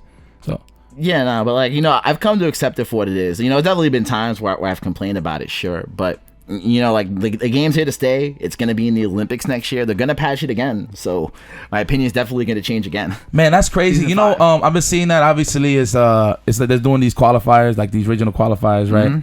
For it just sucks that it has to be on the online right now, knowing they could push something that big, knowing that the online is not as stable as other places. You know, I heard from Justin Wong, he took a trip to Japan. And he actually said he enjoyed playing Street Fighter 5 online. Oh, yeah. When you play... Oh, yeah, that's another thing. I went to Japan for the first time, and I used their internet. This back before we all had Fios. So, oh, man, I was like, wow, it's like offline play. So, damn, felt like that. Yeah, if I can get that, I would literally be a hermit playing Street Fighter 5. A lot of games online. Now. Like, you can now. The problem is your opponent has to have fiber, too. When you both have fiber, like, it's amazing. It's like Japan said. Damn, man. Okay, your opponent... Okay, I got you. Good shit. So, 8-frame lag never bothers you really like that?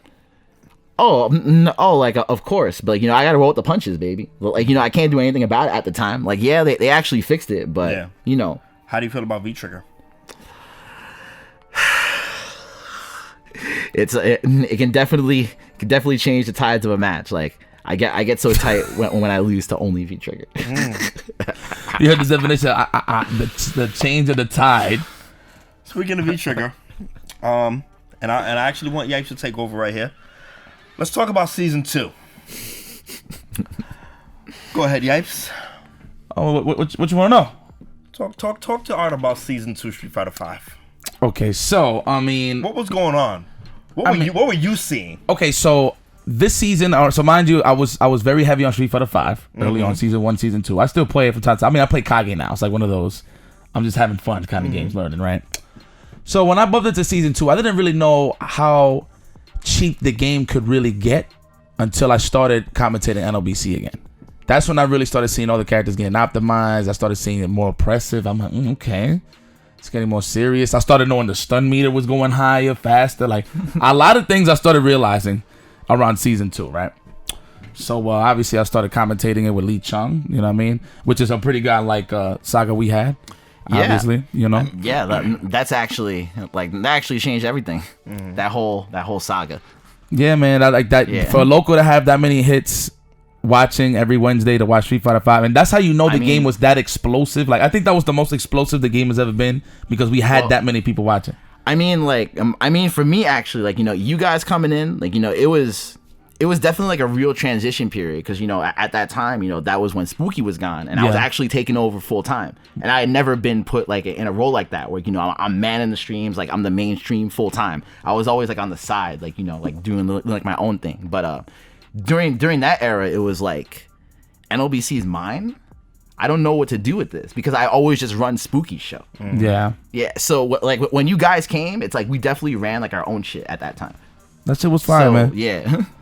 It's actually a catalyst on a lot of things that I'm doing involved now. You know what I'm saying? So it's pretty cool.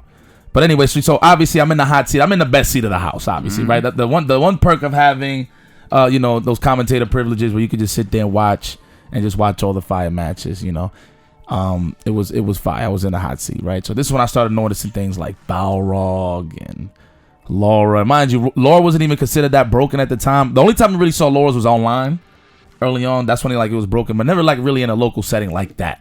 You know what I mean? So I started seeing the Laura, started seeing the Ibukis, Punk passed by. But it's the one thing that I always noticed.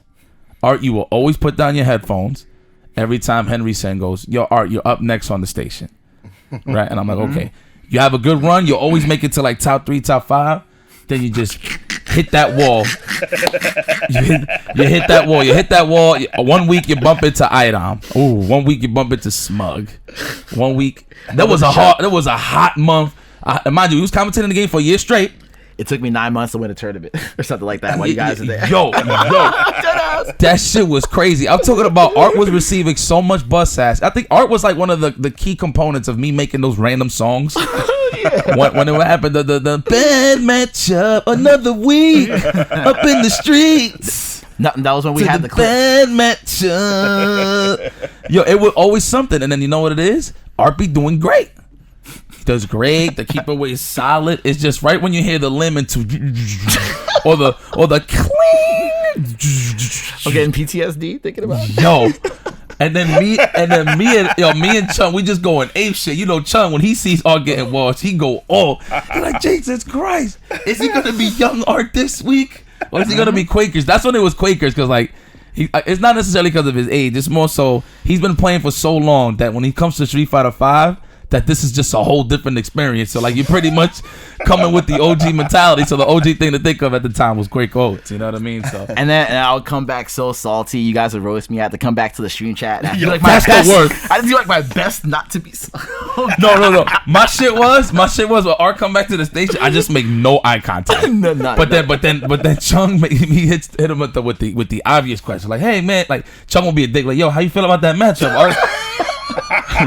Professional asshole. He be like, yo, how do you feel about that matchup, Art? And then Art's like, oh man. Like, I remember one time the only thing you said, you lost to Shine one time, and you said, I think I went off. I think I wrote like a whole paragraph about how Ibuki stand MK is. Yeah. Oh my god. I went instead of me to kick, he's like, yo, that button is too good. Like I can't do anything. It's a built-in stagger. It's a frame shot. It's like, yo, it's so triggered. Yo, it was kind of getting ridiculous, man. It was kind of getting ridiculous. Yo, the mix-up. And this is, mind you, this is Idom in his prime. Like, he's still in his prime, no doubt. Yeah, he definitely still in his prime. But, like, this is when he was coming off. Like, he was getting real creative. But the more creative he was getting, the more damage people was losing. Yeah. But Art was definitely the example. I'm not going to lie, Art. I think in New York, you was, like, the canvas for everybody to try their cheap shit on, because you kept people away for so long. That was like, yo, if I hit Art next time, I have to make it count, because he wants to keep the lead for so long. You know what I mean? That I have to come up with some bullshit like to really like optimize my game plan, just the situation. And then you'll literally see it at NLBC. I would definitely melt for 90% of my health at all times, easily. Balrog, Lara, Ibuki. You was You was one of the greatest pieces of entertainment at NLBC for me and Lee Chung. I mean, well, like, you know what? I mean, we were having a lot of fun. Like, that's the most important thing. Like, we were having a lot of fun, man. Like, even though, like, I know you love watching me get duffed, and I loved all those crazy moments. No, I'm gonna be reactions. I'm gonna be honest with you. It wasn't really that I was enjoying it, right? Like, I obviously was looking OD, so it was funny. It's just, yo, I will always look at your facial expressions when you get hit with some shit. Like, I'll be like, oh my god, here comes the comeback. Da, da, da, and I just look like to the side, like, like, you know how you got the screen, right? Mm-hmm. Then you got the players. So like over the screen, like this part of the screen, I look over and I just see Art like looking away, like he had to like, yo, are you serious? Face like, like come on. So why? Let me. He said fun. He's like, the most important thing. He said the most important thing is the fun. It is. Like what else? How am I gonna? Why were you getting V triggered?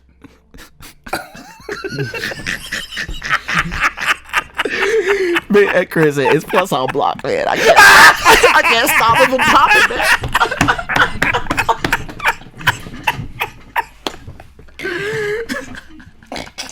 And then I try to do slide V trigger and it reversals me, and like my whole thing goes away.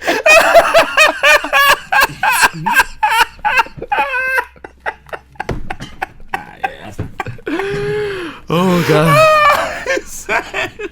Bring me back to all those moments. Yo, man, it was plus, man. I can't stop it from popping.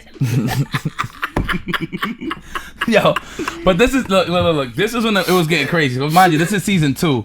This is when the throw loop was very in its prime. Correct? Oh yes. Yeah. So like Art, obviously, he plays his character, which is Dowsim. His archetype is keep away. You know what I'm saying? And you can knock people down, go for some mixes, but the mixes wasn't as potent as everybody else's. So it was some specifically when Art ended up in the corner, it was just real potent. like the throws is like really good. Like he was really getting scoped. Yeah, like I can't throw a break in the corner. I'm dead. Yeah. That shit was crazy, son. I can't backdash. They nerf backdashes. And mind you, in the back of my mind, I'm watching like, well, maybe Art could like delay a button press here, and then the crush counter happens. Like, no, that's a bad idea. It's like that's a bad idea. Maybe he could jump. He'll air reset off a teleport and he's in a bad situation. Yo, that shit was fucked up. Son, for Sim. Yo, season 2 NOBC, Sim was dying. Definitely died. He was dying. He said it. Yo, it's plus on block. Yeah. I can't stop him from popping. Straight up, like I was having like cold sweats, nightmares when I go back home. Yo, that gotta be the worst. So you see yourself, you cooking somebody the whole match, and then once they start glowing like big red. Yo, I remember it was right after NOBC, and it was dumb late, right? And Art, God bless Art, so he always gotta pack this shit up, put it in the back of the cab, and just go back home, right? And those are some long trips. So mind you, imagine getting your ass kicked, knowing you gotta pack all that shit up, and then you gotta think about it. Like you got some. But mind you, there was one time it was real late, and you really went back home and started streaming, and you was talking about Ibuki standing medium kick. Oh yeah, I logged in. I was like, yo, what's up? Damn, Art's not asleep. I logged in. Yo, he's talking about the Ibuki medium kick, son. I was so triggered. I got so triggered. Oh god. Oh man. Oh my gosh. Excuse me, guys. Thank God that era's over. That's season 2. In my opinion, I don't know if anybody can agree with me with this, but I feel like season 2 specifically in NOBC was the greatest era for Street Fighter 5. Oh yeah, like I believe so. I mean, like the players at an all-time high, the views at an all-time high. Yeah. The Manchurino crowd funds was OD, like $500. I think Idom was making like $2,000. Oh, yeah, that was their job. That was their job. They was eating. They was eating every week. Yeah. Season 2 put Kev into semi-retirement. He sees that. I miss Kev. He was like, I'm not gonna go. I'm not gonna be Idom. I'm gonna be beating him.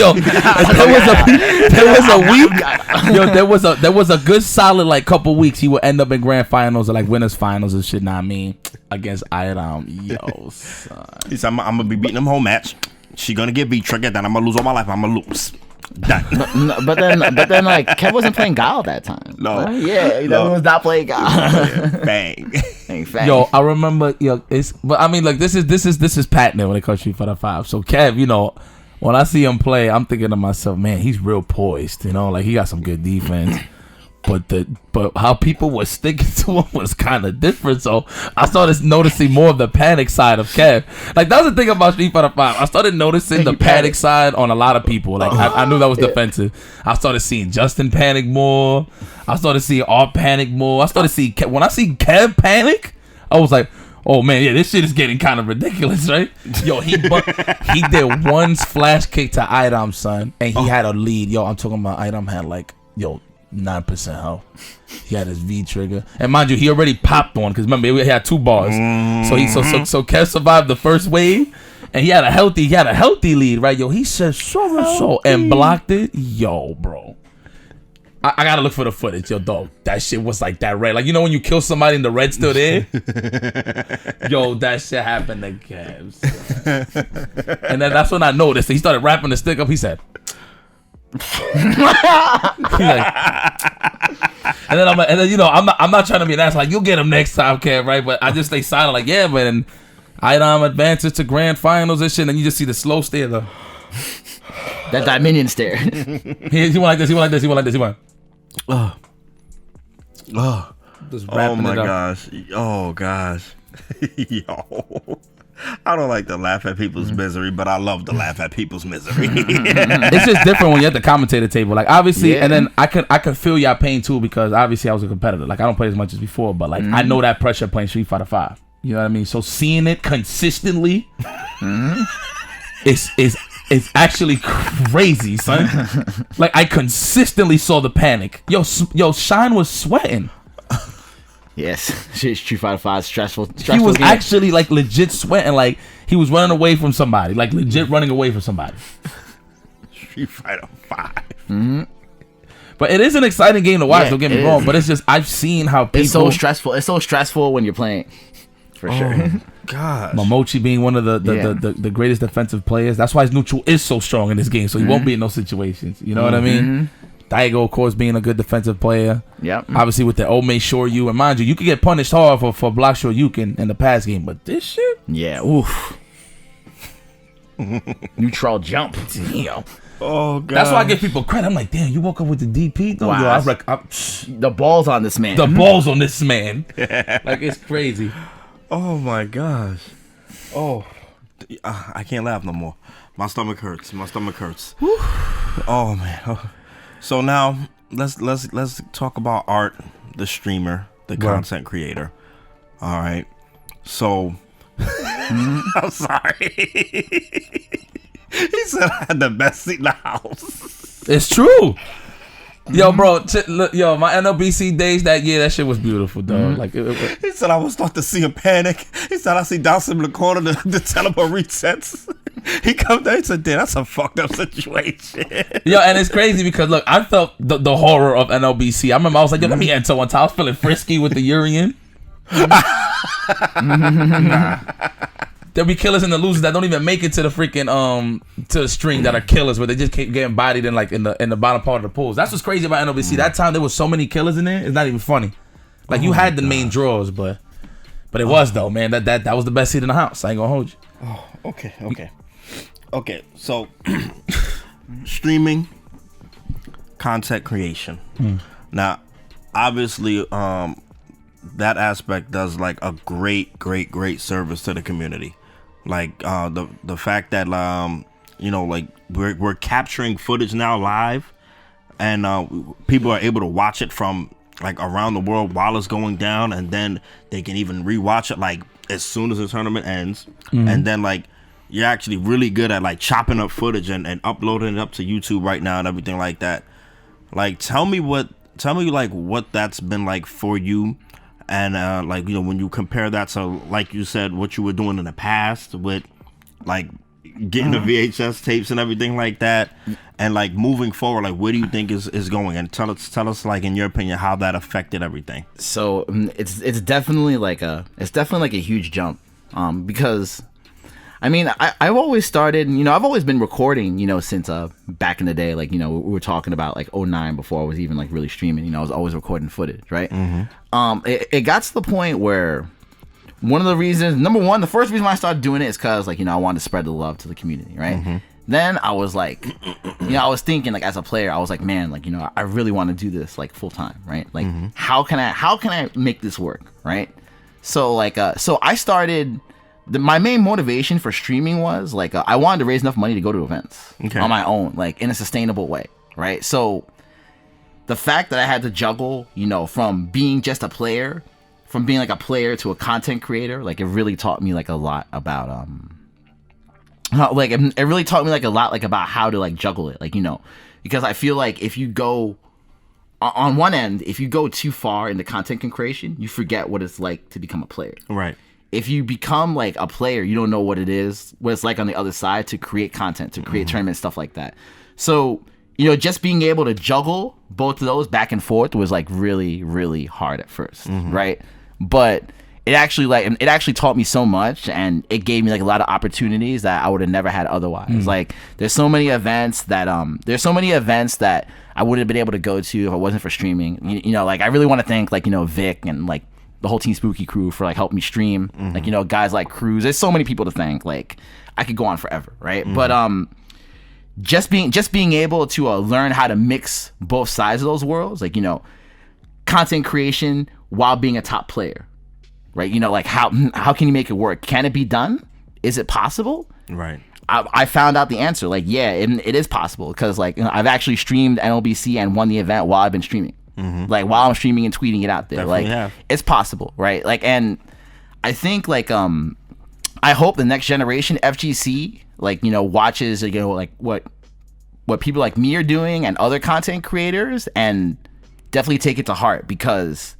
Like in this era, like you cannot just be like a button monkey anymore. Nope. You have to be able to brand yourself like outside of the game, right? So like this era of the FGC, it really taught me like a lot more, like like about marketability, production, like networking, like so many skills like outside of the actual game itself, right? And because I learned those skills, I was able to like do what I'm doing right now in a sustainable way. And it took me 10 years to get to that point. I did not know what I was doing.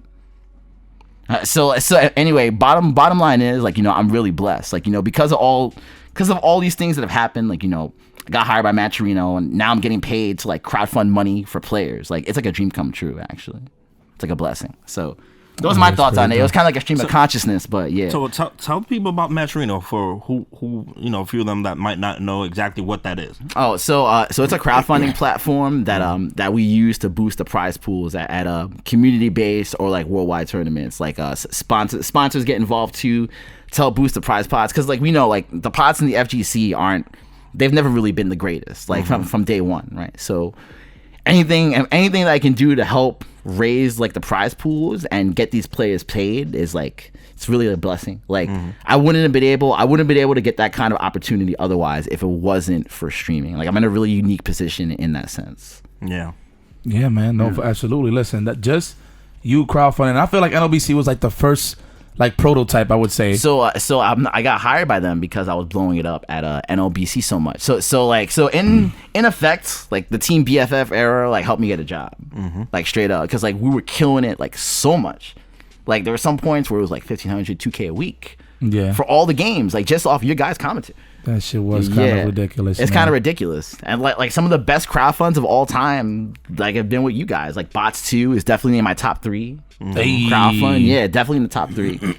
Oh yeah. So who really taught you the ins and outs of streaming and exactly how to do it and everything like that? So Vic, so obviously like we started Team Spooky with like Vic in his basement, right? And like it was back in the day where, like there was no overlays, there was no XSplit, there was none of that. And it's like literally Vic just came out to me one day and he was like, yo, like I want to broadcast a lot of events, but I don't really have like I don't really know people in the FGC outside of the anime FGC. Can you help me, right? And then it's unspoken agreement, like you scratch your back, I scratch yours. So at that time, like I wasn't really streaming yet, but I introduced him to a lot of the TOs and stuff.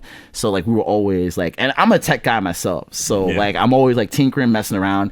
I would watch like a lot of what he did, like his mistakes and like successes. I would ask a lot of questions, and then like from there, like I started streaming like on my own and learning over time, because it's a process, not just the video. You need to know how to get the audio right, you need to know how to get lighting right, like focus, aperture, all that. There's so many things to take in. No, I see it every time y'all say enough. There'll be times where we can't even get the event running right away because there was like this one little thing that's just missing on the stream or whatever. Just fix it before we even go live and stuff like that. So like I see it's tedious, man. And it's definitely the fact, what I be feeling bad more so is because not only do you guys stream on your own, but when you don't have a team, you got to carry all the stuff. Exactly. From like event. I remember there've been countless events I see you are like, especially like, because obviously I be getting hired for certain events or get certain events, and we end up working with each other because we're at the same building. So like I always see the process of him setting up. He has to be there the day before. setting up the stuff. Sometimes you got to be worried about freaking people breaking your shit on the way over from New York to like Indiana, for example, or something like that. Like, I could only imagine the stress. Like, not only you having that stress as a competitor to do well, but now you got to have that stress of holding down the station. It's a different kind of stress because it's like, you know, if the stream goes down, you have thousands of people yelling at you, and like you don't want to mess up. You know, like it's definitely like a different level of stress. But then if you pull off a good job, like it's very rewarding too at the same time. I can see that. Yeah, I can see that. So you just mentioned earlier you've always been a tech guy. Where did you learn that? Like, how'd you get into that? So like, I'm always curious about how like guys like you, Henry with the fixing it. Like, where do you guys learn this shit? So I did mention my dad was a university professor, right? So so at that time he was one of the first people to get a personal computer. So and this is like 88, 87. So I was using a computer since I was like 5 years old. So we're talking like text-based MS-DOS, pre-web, pre-any of that. Where it's like literally I like my Wolfenstein 3D disc. I'm like, how do I get this game to boot up? And I start just looking through commands. I start reading the manuals and stuff. And like that's how I started to learn. Gosh. Because I want to play these games. I want to play these games.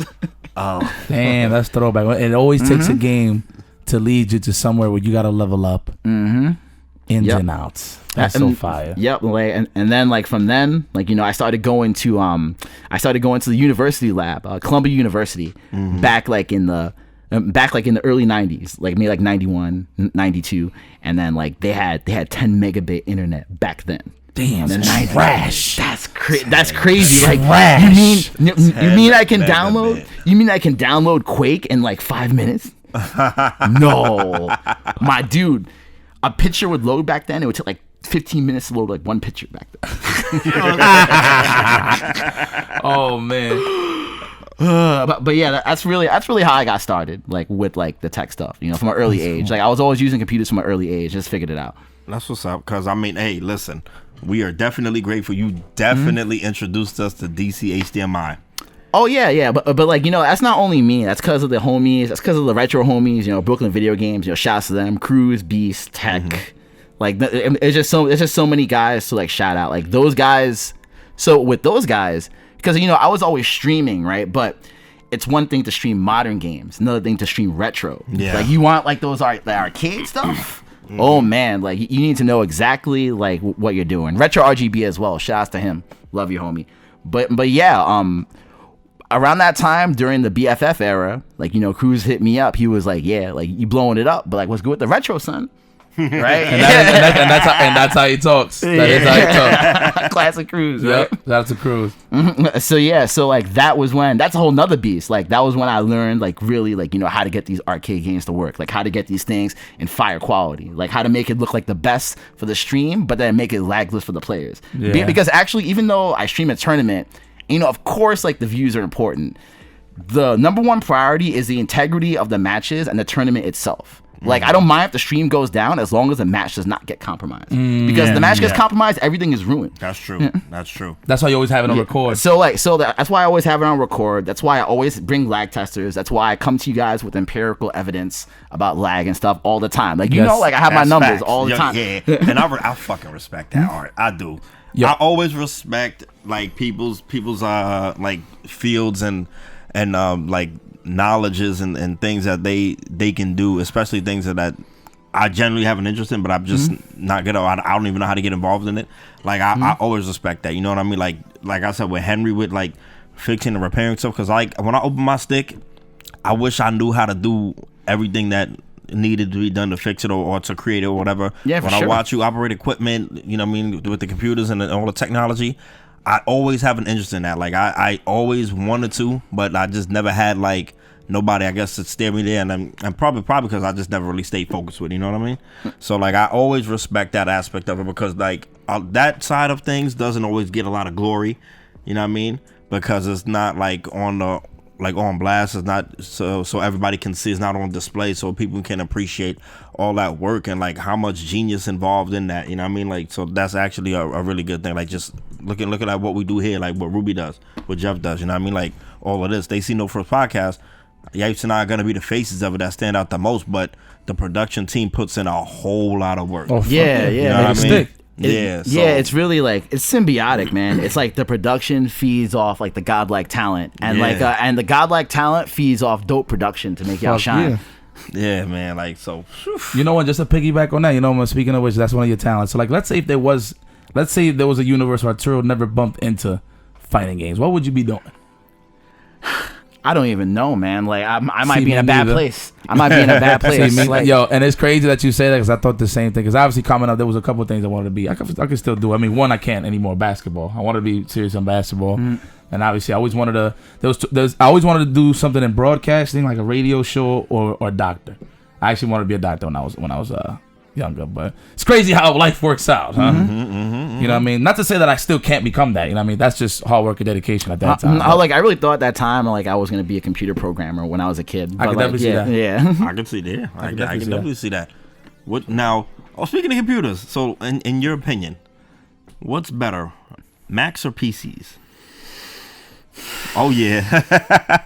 I mean, like like they're technically both Intel chips, right? So I'm be honest with you. I ain't even gonna hold you. I don't even know what the fuck that actually means. I know the surface of it, the value, but I don't even know what that actually means. So basically, like a Mac is a PC now. You can use Boot Camp to boot into Windows. You cannot do that before. So they actually used to be two separate architectures. Okay. Now it's technically the same thing. Like when you're buying like a Mac, or you're buying like an Intel-based Windows PC, technically, if you want. Okay. But for me, like I mean, I prefer Windows, like because like all the games are on it, stuff like that. Like it has the largest ecosystem, and like when it comes to like Windows, like there's like more ports, there's like more USB ports. There's like a ton of things that I prefer with Windows. So I'm a Windows guy for sure. But shouts to Mac, like I'm not gonna sleep on a Final Cut Pro. All these amazing editing programs that like Apple has, like it's definitely some good shit in like both fields. Good stuff. Good shit. He said, "Y'all ain't gonna front." I don't know none of that shit. In the back of my mind, I'm like, "Yeah, me too, man." It's all good. I don't know none Ruby of that knows shit. what I'm talking about. Yeah, he knows. Production knows. I don't know shit. You know what's up. I don't know shit. I just try to throw ideas out there. Because of the technical side, no. So if I were to ask you, iOS or Android, and why? So I'm actually like an iOS guy, and that's because like I've tinkered with computers my whole life that I don't want to tinker no more. Android is tinkering. I understand. Okay. I'm glad you said it like that. I'm messing with the stream for hours a day. You think I want to go home and mess with my phone? But in terms of capability, Android has more capability, huh? Oh, you trying to bait me? No. No, not at all. Not at all. Yeah. I mean, in terms of a walled garden, yeah. So Android's in more terms of a what? So Android's more open. You can kind of do what you want. Yeah, open market. That's yeah. what Like the iOS, it's like you're in their walled garden. It's like a walled garden. You cannot get out of their garden. You have to play. You have to use their apps. You have to play by their rules. Yes. Android, you can do what you want. Sucks. unless you jailbreak. He says sucks. You gotta play it by their rules. He said, "Oh, you gotta get in there." Good. She said, "I don't want to tinker." Yeah. Definitely don't. The comfy side is the best side, right? Fuck it. I be sitting there tinkering with enough shit, man. Between the arcade games and like retro and all that, and the stream. When I tinker with my phone, I'm good, B. Okay, I got two questions for you. What was your favorite fighting game competitively? Number one. Wait, like are we talking that you played? All right, give me like 10 seconds. It's like a really tough question because I play so many games. That's what I'm trying to hit you with. 3 questions I got for you. 3.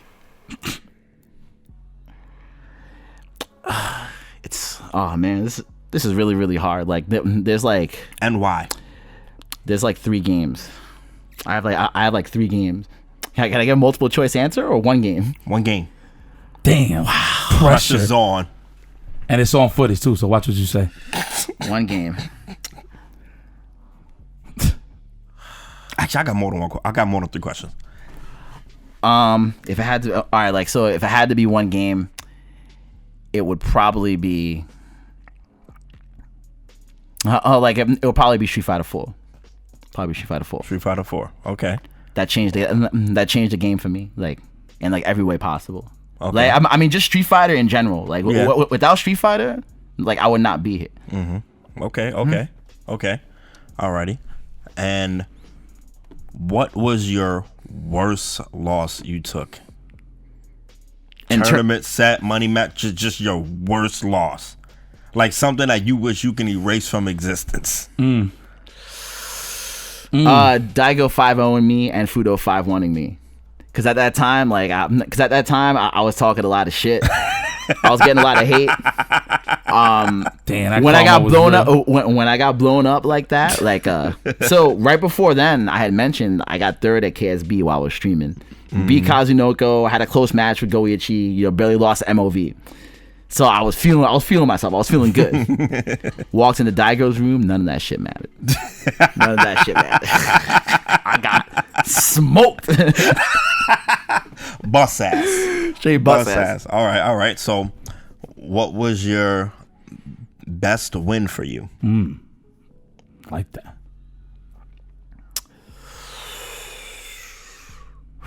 I think it would have to be.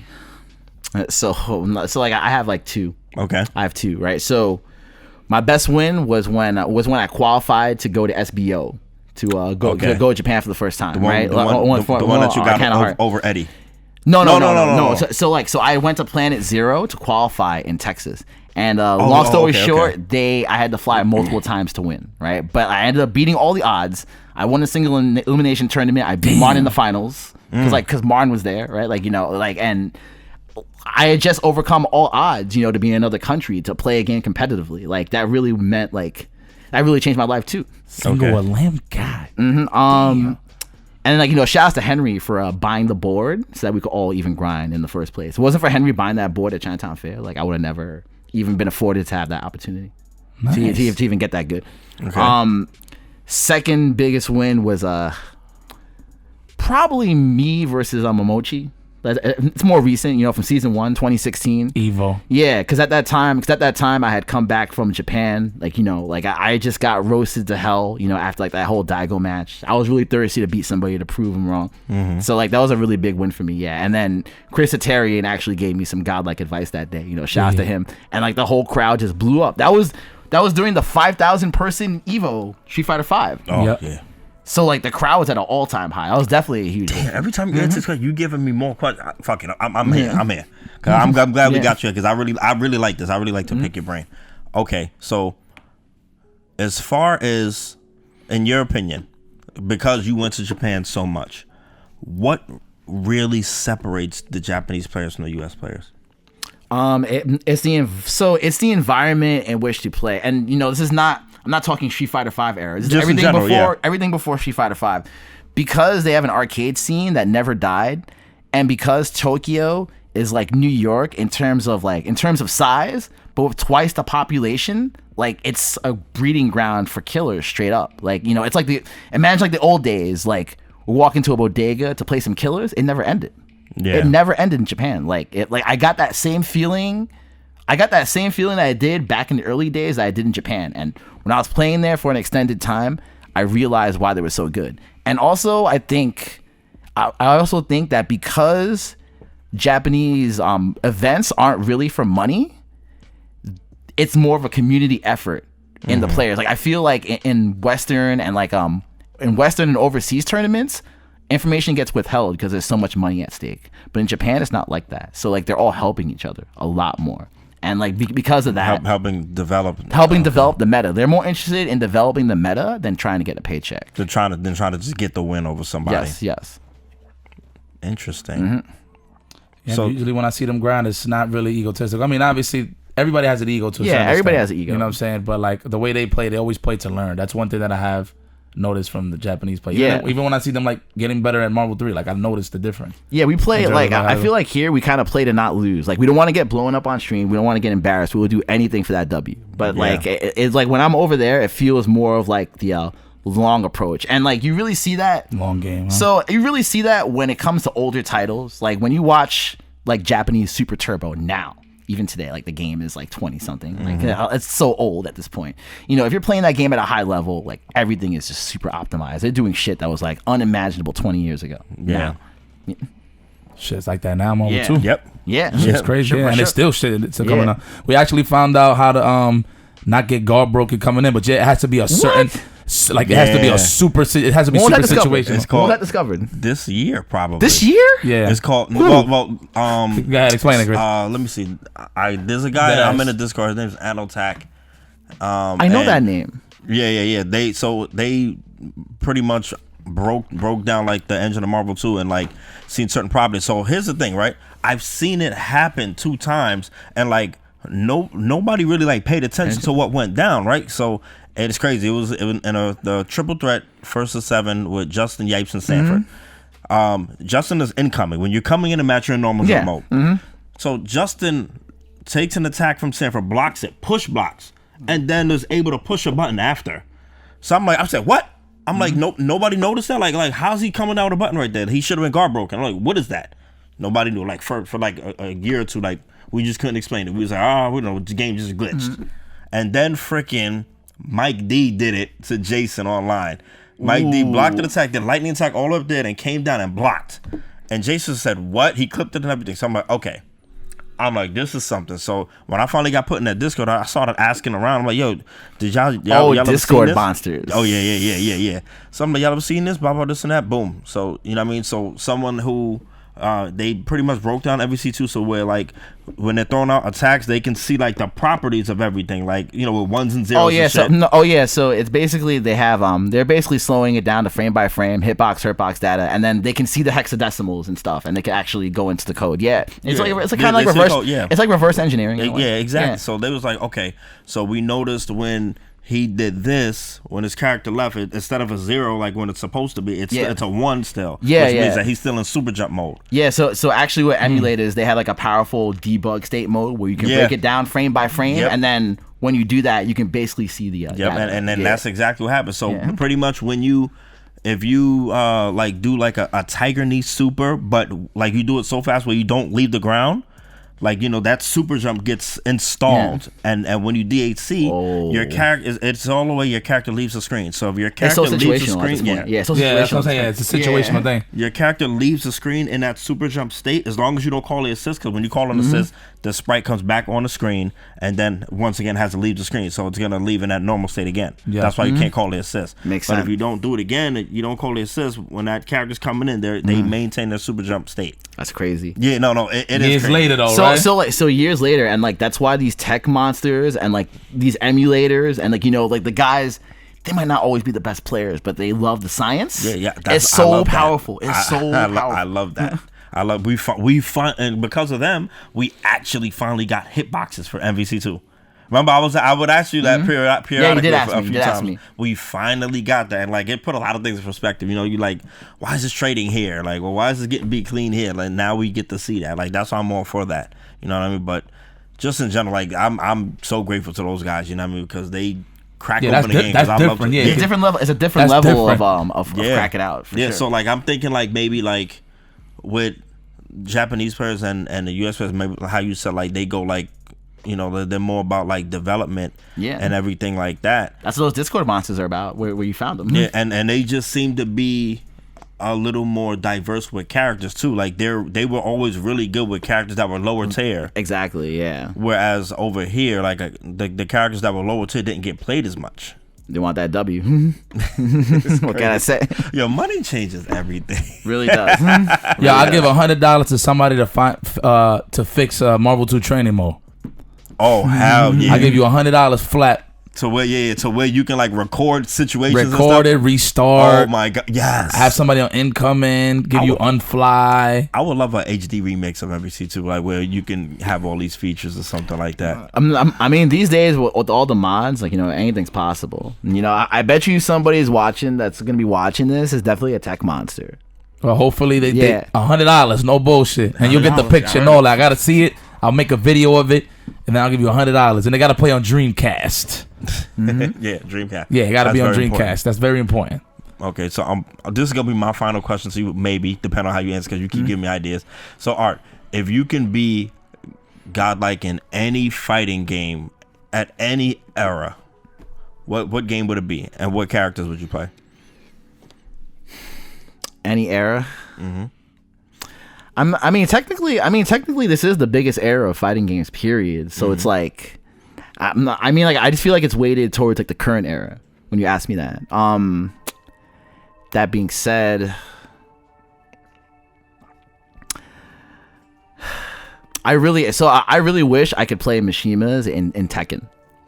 That's like crazy. There's just something like about. I was gonna tell you mine, and I was gonna say I wish I was godlike in Tekken.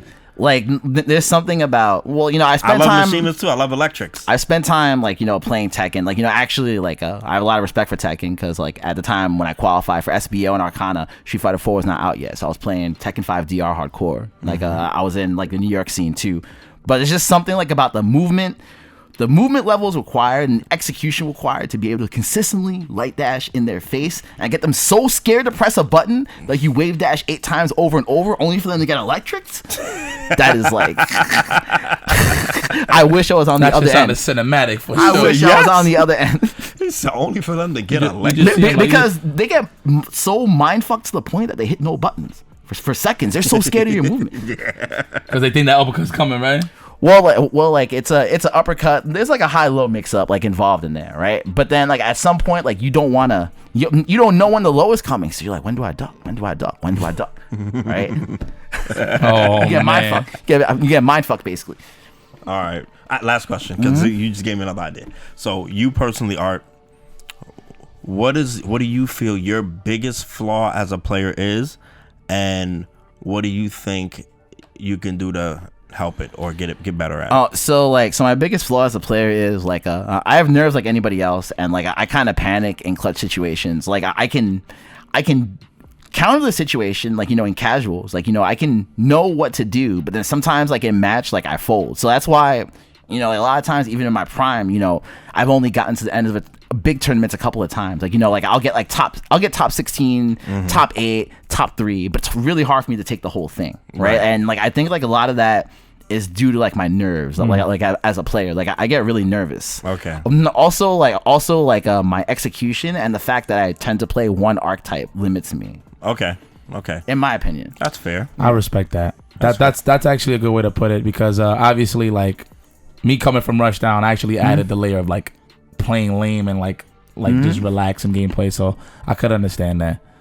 Yeah. No, you know what though? I actually want to piggyback on that with you guys, because now for you, for quite a few sets, you've been actually clutch on last games. You've always come through on some last game shit.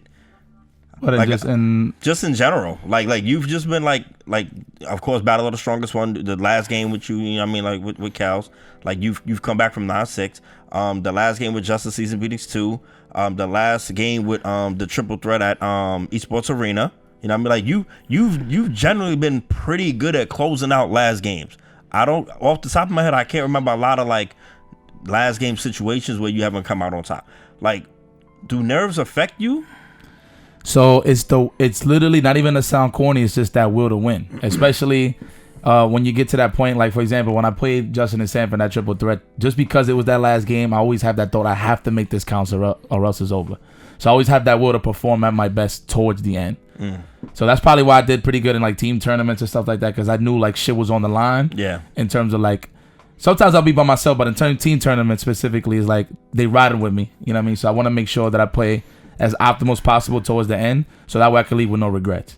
Because then I'll be mad if I was in a clutch situation and I didn't clutch it out, and then I'd sit back and I'm like, damn, that's what I should have done, or something like that. So I always make sure I put that out on the line every time. Yeah. So when I look back at it, I'm like, all right, he just outplayed me there, or you know what I mean? So I always have that pressure and always have that will to win. I always have that will to win, for sure, in those situations. Nice. All right. I'm good. I'm straight. We don't got nothing random. You know what? Just anything. What's next for you, Arturo Sanchez? What's next for you? People can know. East Coast Throwdown. East Coast Throwdown. Yeah, yep. East Coast Throwdown next week. So I'm gonna be handling the arcade room with Cruz. So it's actually 202 Furious there, and it's gonna be the start of the Jazzy Circuit Third Strike and series. NBA Jam too. And actually I talked to Daigo about that. Yeah, so we'll definitely be there. Then Sunday I'll be out. Someday I'll be there helping Vic. And yeah, you guys will see me around at constant events. I'm always gonna have a hand in the FGC. And I couldn't thank you guys enough for having me on the show. And I just want to shout out. I just wanted to shout out, all the supporters, like all the fans. Shout out Team Spooky, of course. Like all the homies that support me. Wanted to thank Young Witch for the thumbnails on my channel. Thank you so much for that YouTube channel. And yeah, that's pretty much it. Just shout outs to everybody, and thank you guys for having me on. It was really an honor. Really quick, tell them the origin of Furby. The name. Mike Watson gave me that name when he met me at Midwest Championships, right? And then I'm pretty hairy and I have a fro, right? So he's like, man, this fucking kid looks like a Furby, man. Yo, Mike. I didn't know that. That's crazy. Yeah, me neither, actually.